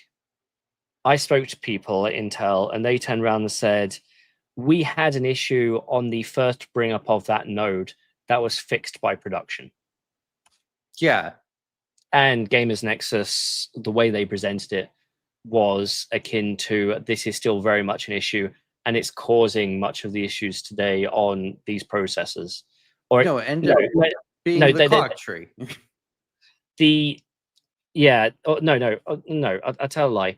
The way they phrased it is, this could be an issue, we're digging into it. Then they spent a lot of time going into, if it was an issue, this is how big it would be. It's you find a small hole and you dig an inverted mountain, or you build a mine underneath it, such that when you're ready to mine it, you can just widen the hole. Turns out that mine didn't have anything in it, so you fill it in, therefore making all the scaremongering work useless. Yeah. Or it pulled in views, so I guess it had a point. That's a conversation for a different day, but it does come down to the complexity of chip manufacturing. It's always more complex than most people think. Oh yeah. The Jim Keller way of looking at it is, it's like the network stack. There's 7 layers in the traditional networking stack. And the idea is that they are abstracted layers. You can improve one without affecting the other. Semiconductors is like that, but a lot more complicated and a lot more layers. Mm-hmm. And Jim Keller's argument is he's not too worried because there is anywhere from 1,000 to 100,000 people around the world working on any layer at any given time. And they're all smarter than he is. So again, trying to condense that down into a 12-minute video with general public / gamers is difficult, even if you understand it. Worse if you don't. And then sometimes you have 1U thick PCBs. That's the last week reference. Go watch last week's video. Yeah. Anyway. And just to respond to Max's, will you go to IMEX ITF World next month? So keynoting is Johnny Shruji of Apple. So it's going to be the most rarest of presentations to see Johnny up on stage talking. Hopefully he talks about something rather than talking about nothing. That's my worry. They have a bunch of good presentations. Like I showed off, this article. This is I'll share this in the links, because this is a great article. This came up in Semiconductor Engineering. This goes through a lot of what they're doing and how they're looking to solve it in a quite high level detail for some of this stuff. Look, this is how you do 2 D materials with a titanium nitride layer. Integration for 2D planar based PFETs. Want to know more? Here's a bunch of research papers. This was actually shown in Semiconductor Digest, which is this magazine. And has a bunch of stuff. You can hear the fake paper turn noises. Yeah, and this is actually really interesting, as a magazine, because it's showing off some of the stuff. Some of the stuff might not be interesting.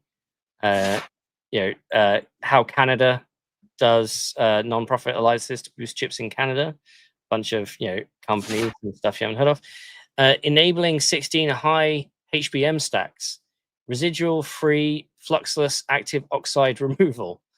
Turns out that's an issue with 16 high stacks. And here's some interesting diagrams to go through. Look, this is how you formic acid oxide removal process in formation of microcrystals that can be deposited on die. And this is high rebonding, and this is how complex it gets.